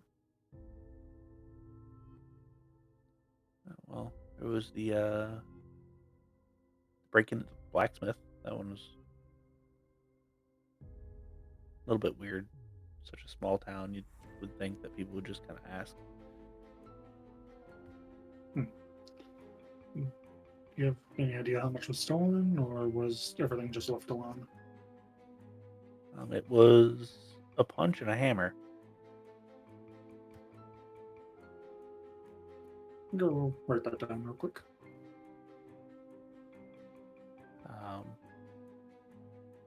It was one of the bigger punches too, actually. Now that I'm thinking about it, this was 3 or 4 months ago. It was a while back.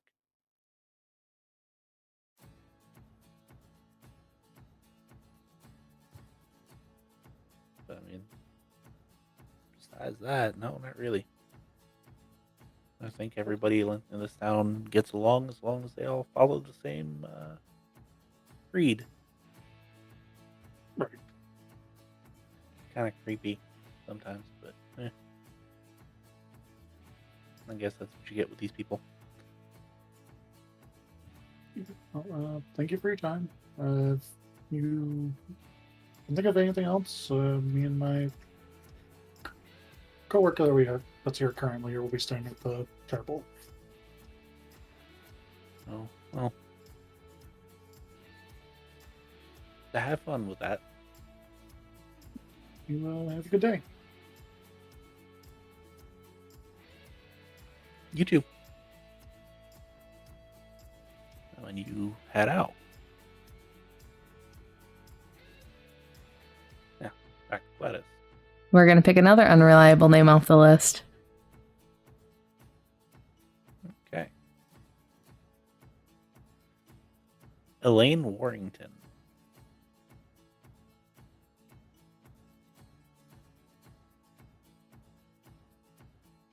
Okay.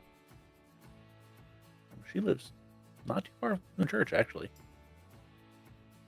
Okay. Great sign there. Yep. You go up to her house and knock on the door and she's like, yeah, I'm coming. Just give me a second. No rush. She opens the door and it's early retirement age. Like, what the hell do you want? Wow, there's no need to be rude. I'm here investigating what's going on in the town. Thank you. Oh, you mean the thing that's been going around scaring people? Yeah, the thing that you supposedly saw.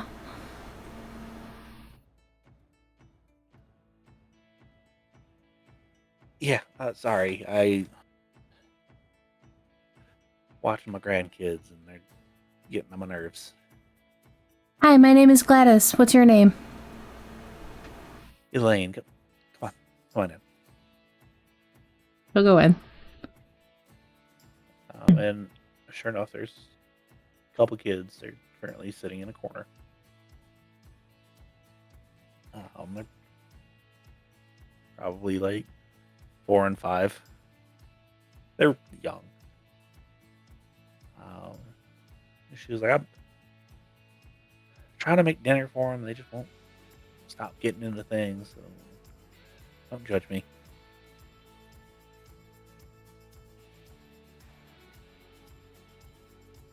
If there's a better time I can come back later. Oh no, it's fine. They know not to get out of the corner. Okay. So, we're here investigating what's going on behalf of Father Rick. Oh yeah, Rick.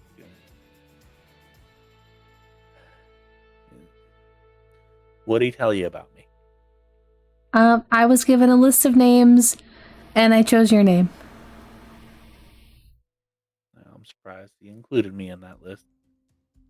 Anyway. To be fair, there was a list of quote-unquote unreliable people, but I find those ones to be the better ones probably to talk to when certain figures decide that women are unreliable.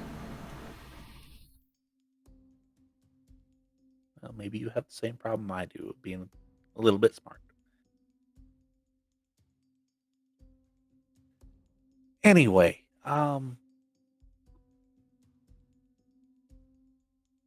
yeah, and she gets back to doing what she was doing. And it's like, so what I saw basically is this thing, it was early in the morning. I got up. I don't even remember why I woke up, but I woke up because I felt like something was off, something was wrong, right? So I checked around the house, and my husband was still sleeping, which he kind of gets up when he wants to get up, and he goes to work when he wants to go to work. He's a local blacksmith. But went outside, and I was doing normal things, just trying to get ready for the day. It was shortly before sunrise, and normally I don't pay too much attention to what's going on, but when it's brighter outside than it's supposed to be, I don't know, about 3 in the morning, you kind of take note of why it's so bright, right? Right. And I'm sitting here, I'm thinking that somebody, I don't know, lit their house on fire, or there's a brush fire out. So it was that bright? Well, not necessarily, because, I mean, it wasn't going to be right next door to me. It was kind of ambient bright. Okay. But like enough of a glow to illuminate things. Then I realized it was kind of coming and going, so I was poking around. I look up, and on top of the church is this weird glowing thing, right? And it's just sitting there.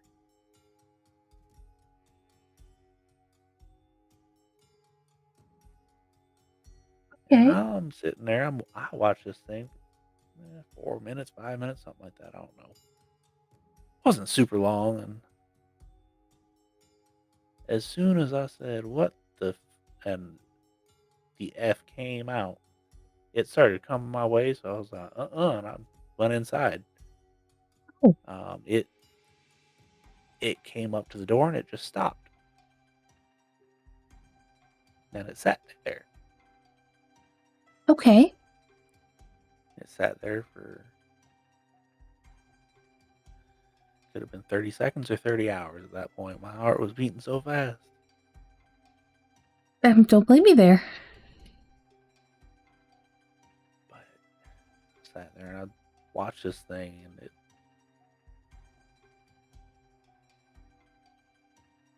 You ever seen a ball of snakes that are trying to make more snakes?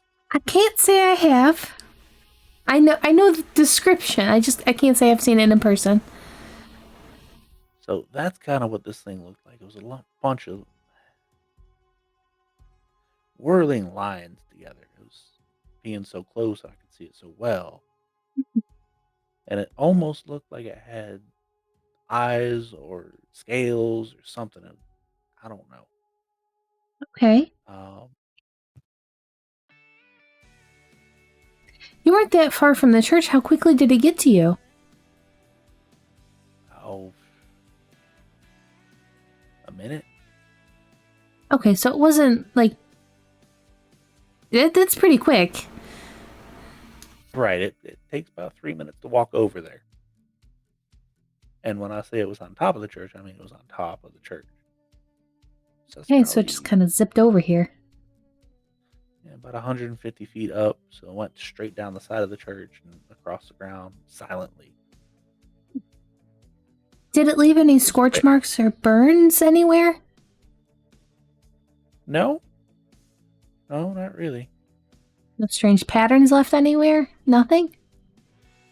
No, but the thing that was concerning to me is when I said something to my husband, which is who in turn sends something to somebody else. It's hard to describe it. It almost sounded like a woom, woom, woom type thing.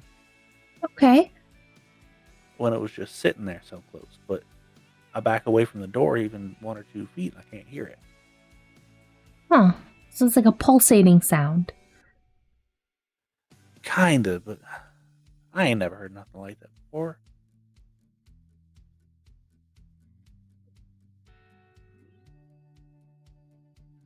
Okay. Is there anything else out of the ordinary that happened? No, ever since that I ain't been going out at night, so. Because everybody Did- that has seen it has only seen it at night. Did it only seem to take notice of you when you slipped? Yes. Interesting.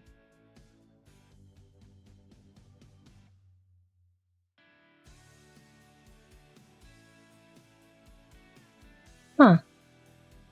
Okay. I appreciate you talking to me. If you can think of anything else, we are staying at the church at the moment because we have nowhere else to stay. No, just be careful. Oh, thank you. Good luck with your grandchildren.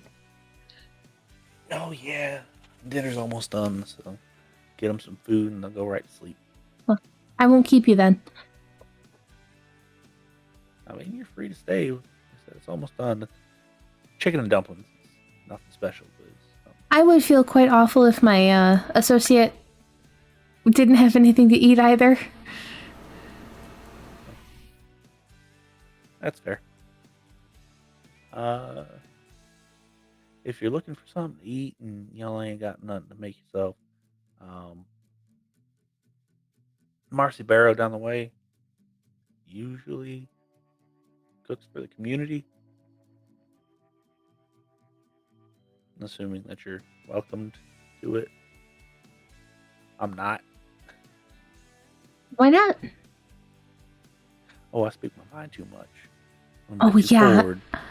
I'm having a really hard time with it here, I'm not gonna lie.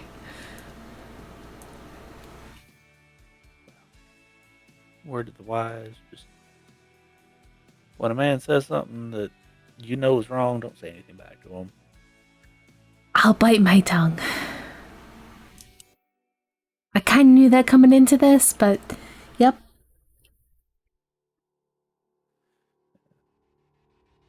Rick said that,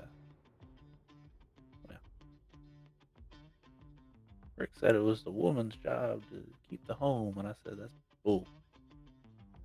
I can swing a hammer just like he can, and I'm better at it. You know, I was raised tinkering and mechanical things, so I understand you. How you feeling right there? My associate Edgar is taking care of all the men in town because I decided I didn't want to deal with that. Oh, that's probably a good thing. Yeah.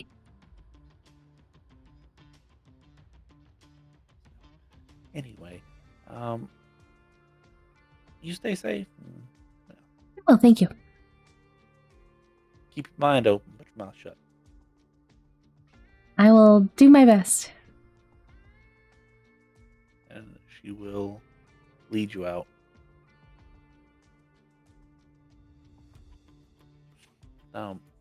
By this point, it is getting closer to dinner time. So it is up to you two what you would like to do. She would eventually try to track down Edgar, but depends on what he decides to do.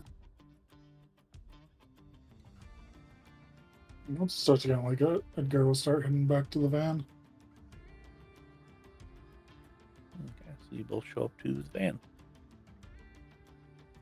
I'm not sure if we're gonna be welcome to eat at what'd you say, Marcy or something makes community food, so we might want to see if the store is still open. Let's go check it out. Yeah, I think we have a camp stove somewhere in here.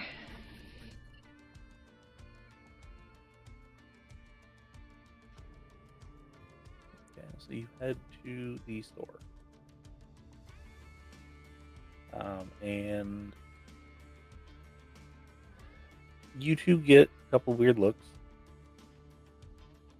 It's not a large store. It's the one person sitting behind the counter has got like a row of like, your staple foods and then a row of meat, a little bit of dairy, some goat products. That's about it. Probably get some stuff for maybe sandwiches or something. Yeah, you can get some flour and some yeast and such. Actually make your own bread and all that fun stuff. Oh. They don't. It's been a while since I've done this. Hope I can remember. Yeah, they don't sell loaf bread. That's fine. I'm sure she can scrounge something together. If not, I've done it a few times as well. Well, I hope I packed the Dutch oven. Well, yep, we're gonna get the stuff to try and make this. Okay. So you gather things to make something edible, something decent. Hopefully. And you head back and you're going to cook your own? I guess. Okay. So I am actually going to make you roll to cook. What am I rolling? I'm going to have survival and craft. Okay. I have a dot in survival, so I'm at 4 dice. I rolled my standard 3. Okay, so it's edible. It's not great, but it's edible. You didn't have a whole lot to work with. And do you think it's roast beef? It's a meat. Roast goat. It's roast red meat. And you do manage to make a quick bread that tastes decent. Not the best thing in the world, but it's decent. Make up a somewhat mayonnaise. So you have stuff. And then like your normal lettuces and stuff like that. So enough for a sandwich.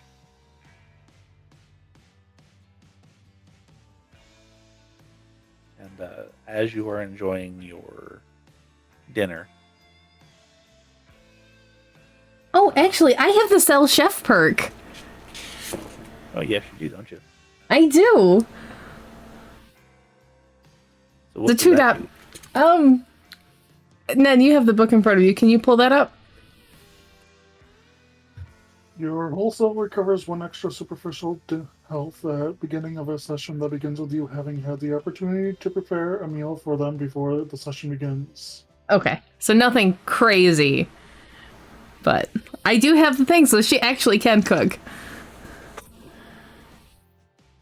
Yeah. Yes, you can. Just been a minute since she's had to prepare bread. Yeah. So yeah, you are enjoying your meal. And Rick comes out. So you find anything useful yet? Some interesting claims. Okay. How so? Well, we haven't really combined our who we talked to yet, but from what I gather, it looks like people were almost singled out if they seemed to be doing something they weren't supposed to. What do you mean? Well, the people who weren't, I went and checked up on the people you said were unreliable because I wanted to get that out of the way first. And it just kind of seemed like they had some really close call stories with things. Okay. And you, Edgar, would you find?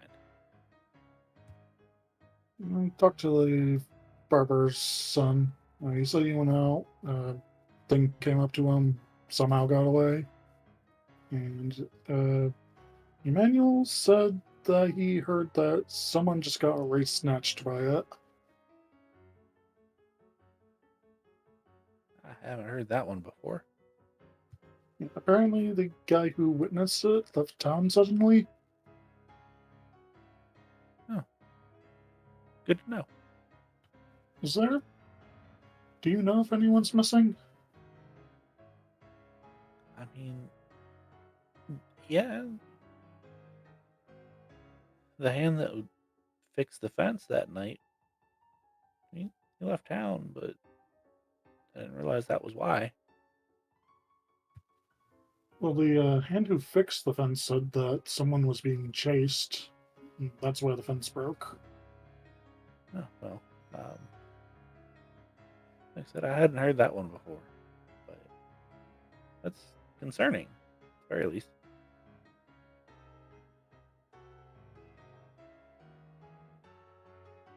I mean, I don't think anybody's moved into his house yet. If you want to go take a look, you're more than welcome to. Yeah, we should probably do that. Yeah, that would be very handy to do. All right. Well, let me point you in the right direction, and we'll sell it that or send you that way. Fantastic.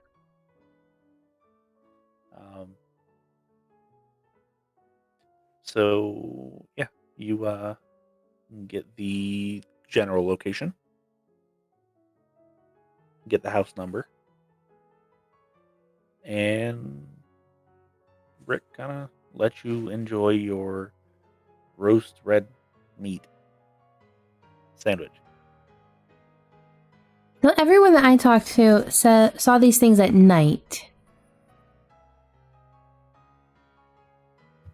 Yeah, I do have a thought about that. And what's your thought? Remember the story of Moses? Kind of. I kind of want to take a look at the door, see if there's blood on them. Okay. I talked to a woman named Elaine, and she said nothing was strange with the door after it stood outside of her door for a while. Well, not stood, but hovered outside her door for a while, making like a pulsating noise. And I didn't see anything weird with the door there. Yeah, I'm definitely going to want to take a closer look. Right, we should probably do that one in the morning. I'm sure we could go see this house right now. Okay. Bring a big old torch with us. Okay. So which one specifically are you going to look at? The one where the guy ran away. Okay. So you approach and the door is locked. No, we weren't given a key or anything. No, but assuming you're probably okay to just push your way in. Well, I got a dot in larceny. Let's try it. Okay, dexterity and larceny, please. 1. Cannot get the door unlocked. You want to try your hand at pushing it open, Edgar? Sure. We'll be an E to start our night off.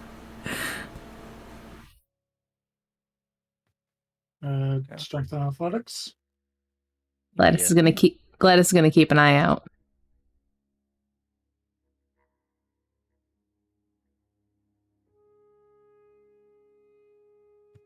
I'm going to burn a willpower. Oh, see, I could have done that. 5. You go, kunk. It's a little bit more solid than you think, and then you like really put your weight into it, and it just goes. And you're like, "Ooh, that's not good." I hope you didn't break that. You like broke a little bit. And no one's living here. For the next person. And we think no one's living here. Click the light on. So, give me a wits and awareness or intelligence and investigation, please. The second one, please. Edgar's going to be doing what's in awareness.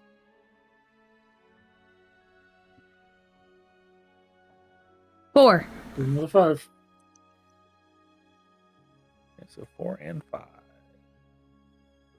So, Gladys, we will come back to you because yours takes a little bit longer. Edgar, giving just a real quick once over. Definitely seems like nobody's lived here in 2-ish months, 2.5 maybe. There's a thin layer of dust on everything. You walk into the bedroom, you can see clothes are still there. You walk into the kitchen, and you're happy that it's so dry here, because otherwise it would smell awful. Because there's still food in the kitchen.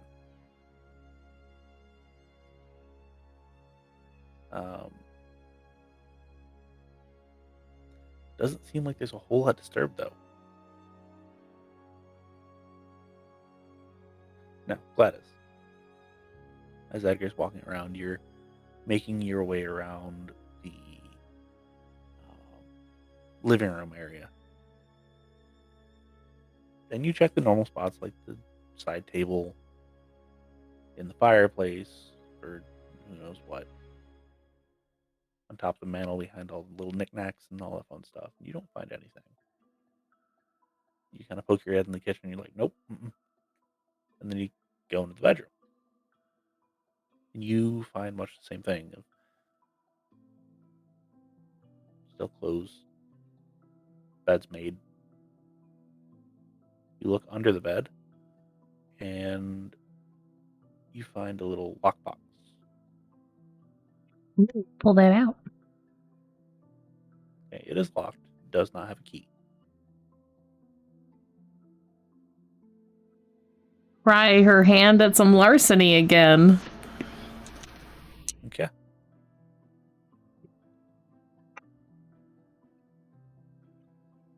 Two. This time it pops right open. Inside there is a small, potentially journal and a little bit of cash. Okay. Read the journal. Or try to. Yeah.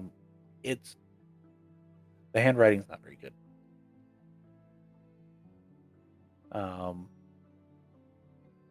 And most of it's just kind of musings day to day of like fed this goat, fed that one. This one's seems like it's pregnant. This one's having issues. Blah blah blah blah blah. And then toward the end of where it stops writing, it changes to like the reaccounting of where the thing came down, broke the fence, and absorbed that person. Sure enough, he wrote it down word for word, kind of like that. Said I can still hear the screams. I don't know who that was or why it was after them, but I have to find out. Next day, they found some of the missing goats too. Apparently, burned them. People are saying from the inside out, but I'm not 100% sure on that. The doctor said that they also found a person out there that was in the same shape, but they don't want to tell everybody that yet.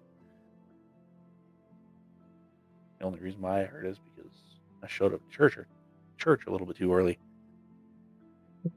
Father Rick's away on business though, so he doesn't know. They intend to keep it secret from him.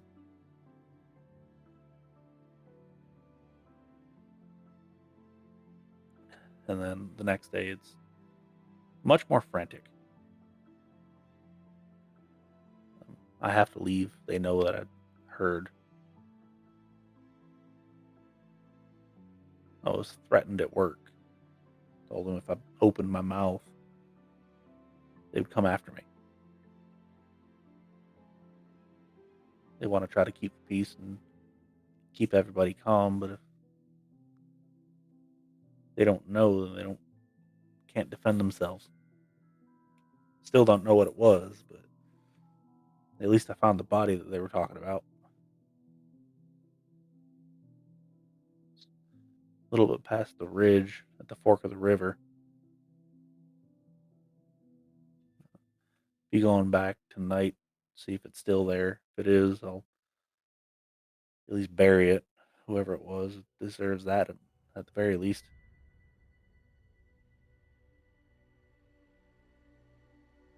And that's the last entry.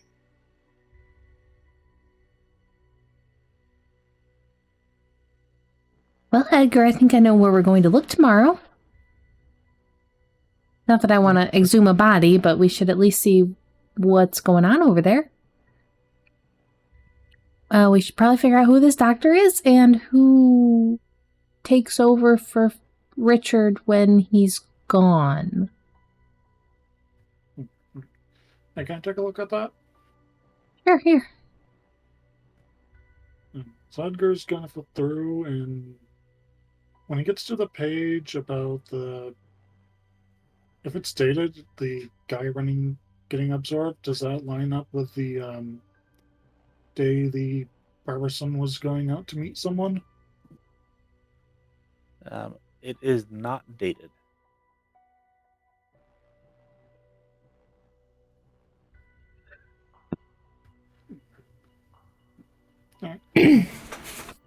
If this thing's going on punishing people for doing stuff they shouldn't be doing, we should probably make sure we put everything back. Right. I really don't want it to come after us. I do want to see it, though.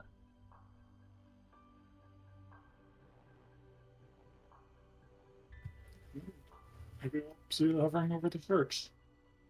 Maybe.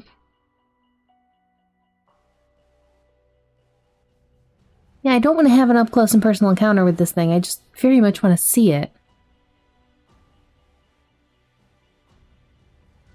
Who knows? We drove up here together in the same vehicle, and we're not married or anything, so who knows? Maybe we will see it.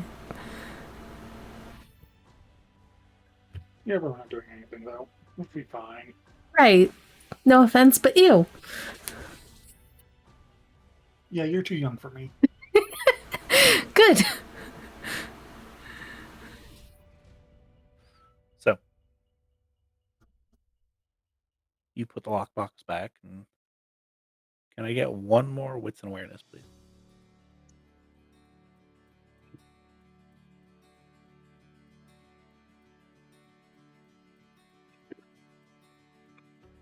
Three. 6. I heard a 6. That's a lot. And a 3. Gladys, you don't notice anything. You're too busy putting the lockbox back. However, Edgar, you notice a figure kind of move away from the window very quickly.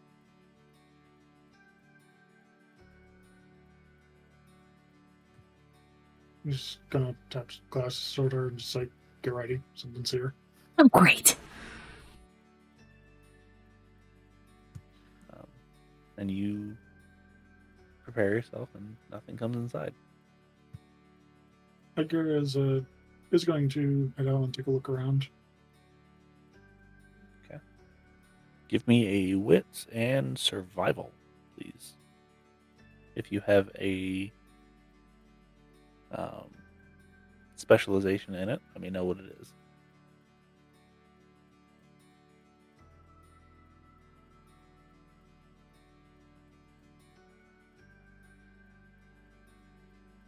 Sorry.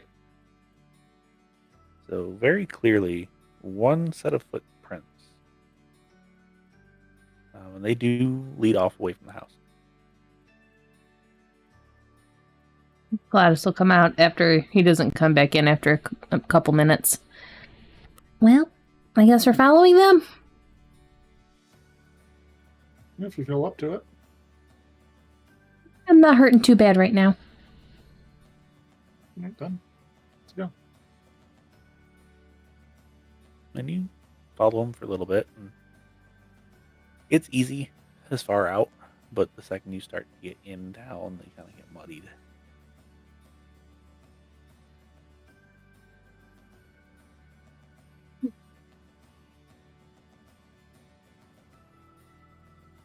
How late is it?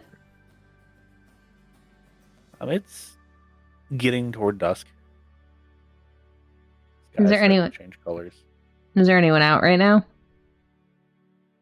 There's some people milling about, but it's nothing crazy. Oh well.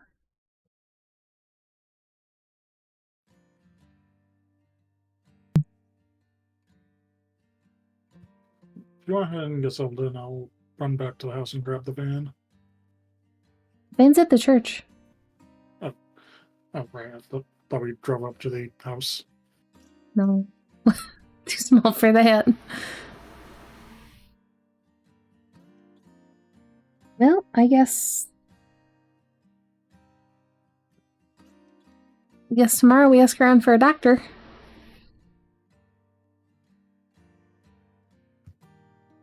I'm sure he'll find us. Maybe.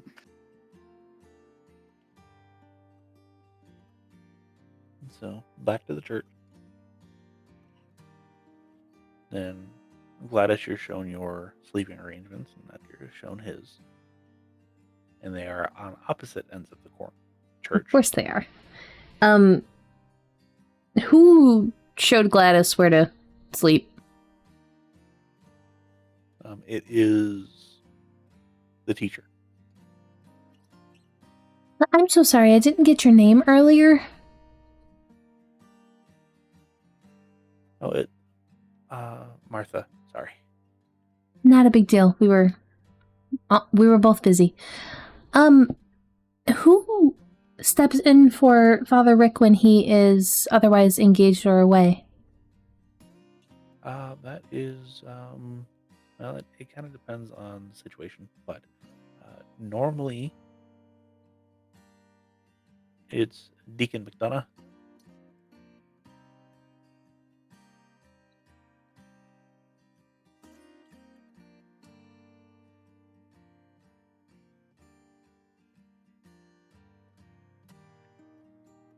Okay. And just another fast question for you before I let you go for the evening. I'm sorry. Is there a doctor in town if I need to have my foot looked at again? Because I've been doing a lot of walking today. Yeah, it's Deacon McDonough. Oh, okay. Are you okay? I can get him down here. No, it's okay right now. I just want to make sure that it doesn't. If it gets irritated, I know who to go to. Okay. Yeah. By all means, let me know if it starts bothering you. I can get him quickly down here. And doesn't have a whole lot to do. Understandable. I still have a handful of weeks left. A rather unfortunate accident in a house that was not stable. Oh dear. That sounds terrifying and awful. It was. It was. Thank you.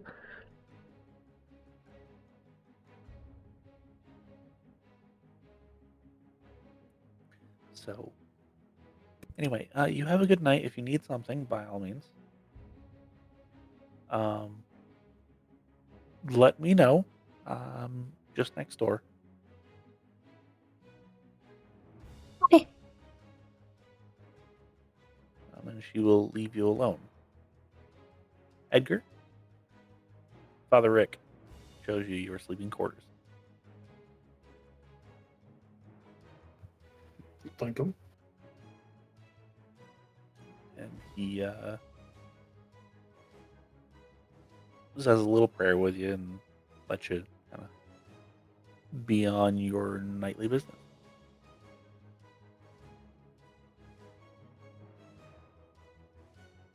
So you each kind of get ready and doze off a little bit. Edgar's probably a little bit quicker than Gladys. Yeah, I feel like she'd stay up for a little bit. Not too long. Not enough to cut off the amount of sleep she'd need, but a little bit. Right.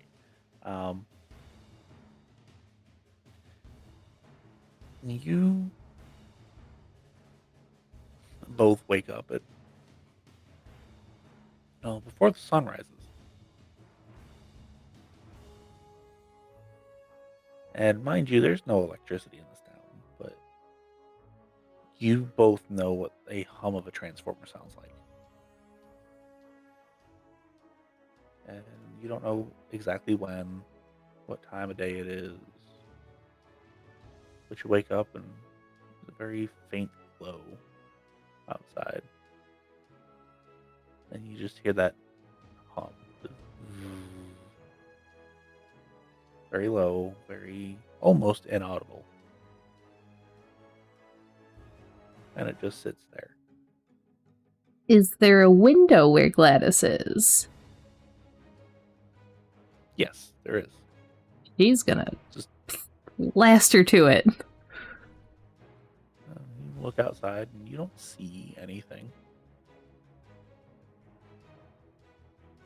But it almost seems like the light source is behind you. Like in the church? No, like on the other side of the church. She'll make her way over there. And you walk to the other side. Then it looks like it's on the other side of the church.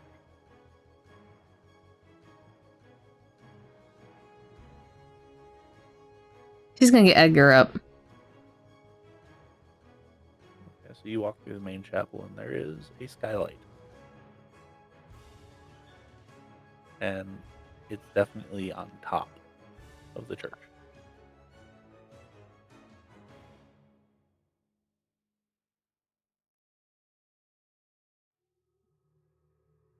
Edgar, wake up!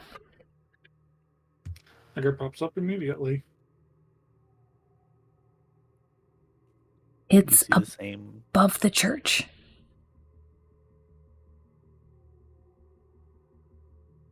Sorry. You see the same glow. You hear the same hum.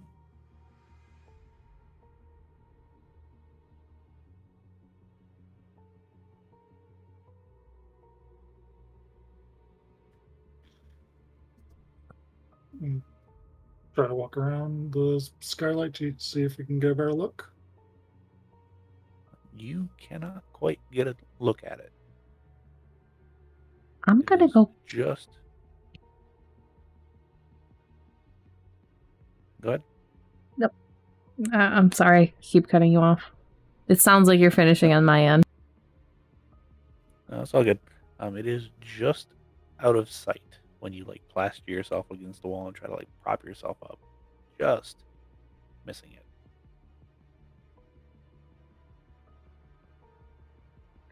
Gladys kind of sees it not working.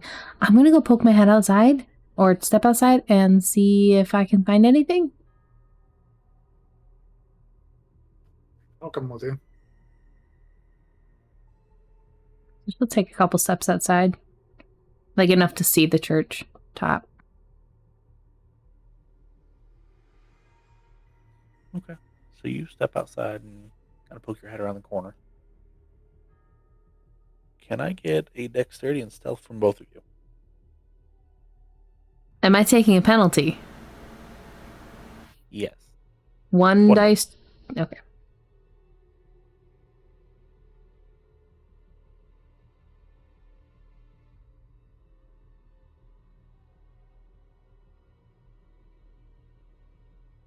Two.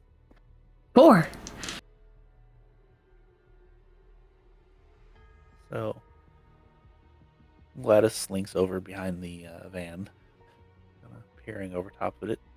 You can see it where she's at. You get a good look at it, albeit a couple hundred feet away, but still a fairly good look. Then Edgar, you make it most of the way over and you are silent. And then you go around the van and your shin hits the bumper. And you hear a thwang. And then Gladys, you just see the thing dart off the other side and down and out of the city. Or out of the town. And it is surprisingly fast. Huh. Weird. If they round the church, is there any... Did it leave any trail or anything? Give me a wits and awareness, please.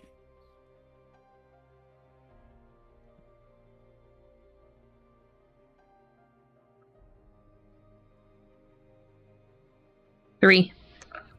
4. It does not seem like it leaves a trail at all. There's a couple things that you could mistake as one, but definitely wasn't from that. That is bizarre. Yeah. I guess we should go back to bed. I'm glad we saw it at least.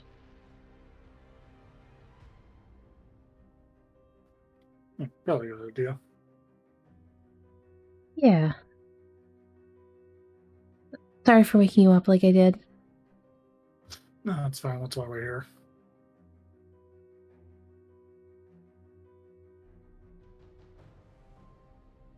Back to bed. Okay. So back to bed. The rest of the night, you get a nice, restful sleep.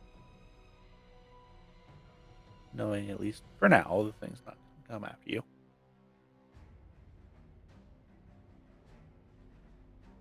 And we will actually pick it up there next time. Because you wake up to the bus pulling in. Oh boy.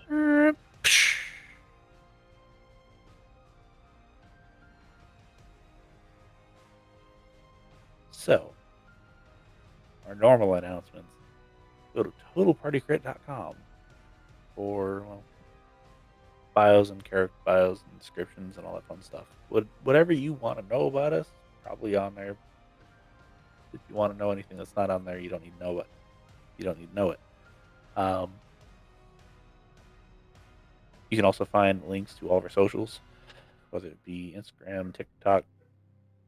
I think we've got Twitter still hooked on there. YouTube, and all of our podcasting links are also on there. We have a link to dicelegion.com. If you go on there, use our link at checkout, it will automatically apply a discount for you, which will help you out because it's cheaper dice. Help them out because they get to move some product, and help us out because, well, we get a little bit of kickback. Not much. So, go ahead and do that, especially if you need new dice. All of yours roll failures or sub 10s. Yeah, or you can't roll higher than threes. Yeah. It's time for new dice. Don't even cleanse them, just get new ones. And then, along with other links on there, we have one for vampire sheets now. Yeah, they are not fillable, but they are printable. Something that they took the time to do, which I think they're awesome. More will be added, but that is the ones that I use for my characters at least. Yes, so go take a look at those. If you like them, let us know. If you don't like it, let us know. We can't fix them if you don't let us know. There is even an anonymous thing you can fill out on the bottom of what you'd like to see or what you dislike or dislike about them. Yes, and if you don't want to be anonymous, join our Discord, which I believe we have a link to that on the website as well, correct? We do. There's a little Discord button that'll bring you right to it. So join the Discord if you haven't already, of course. Not a whole lot of people have, so join it. And then you can ask us real time of what you want to see. Complain to us real time of, you did this wrong, and then I'm going to probably ignore it in real time, but it's fine, because I'll fix it later. Or you can just ask us questions, interact with us. We like interaction. Or watch our live chat during the game, because we do that. Yes. That is a thing now.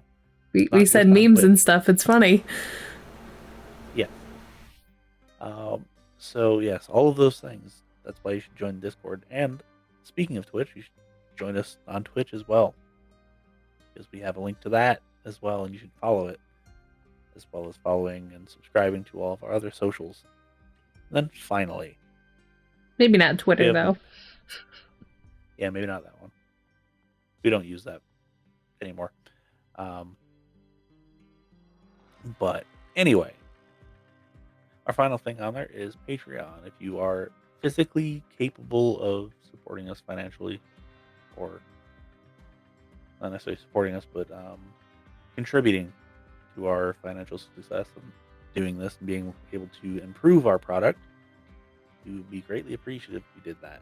If you wanted to, of course. We're not going to make you do anything. We're not a venture using dominate powers. That being said, if you can't, that's fine too. Next best thing is liking and reviewing and sharing and following and doing all of the things. Tell your mom, tell your dad, tell your brother, tell your sister, tell your niece, nephew, aunt, uncle, as long as they're older than 18, mind you. Because some of our stuff is matured audience. And yeah, just tell everybody. Tell your priest. I'm sure they're going to love it. Tell the family friend who's kind of your uncle. Yeah. The kind of uncle, family friend. Tell your old army buddy. Who knows? They might like it. But yeah, that is the next best thing. If you can't do anything financially, and we understand a lot of people can't. So, beyond that, I don't have anything else for anybody tonight. So, We're good. have a good night. Have a good night, everyone. Have a good night. Stay safe. And if there's weird pulsing things, stay away from them. Yeah, don't go near those.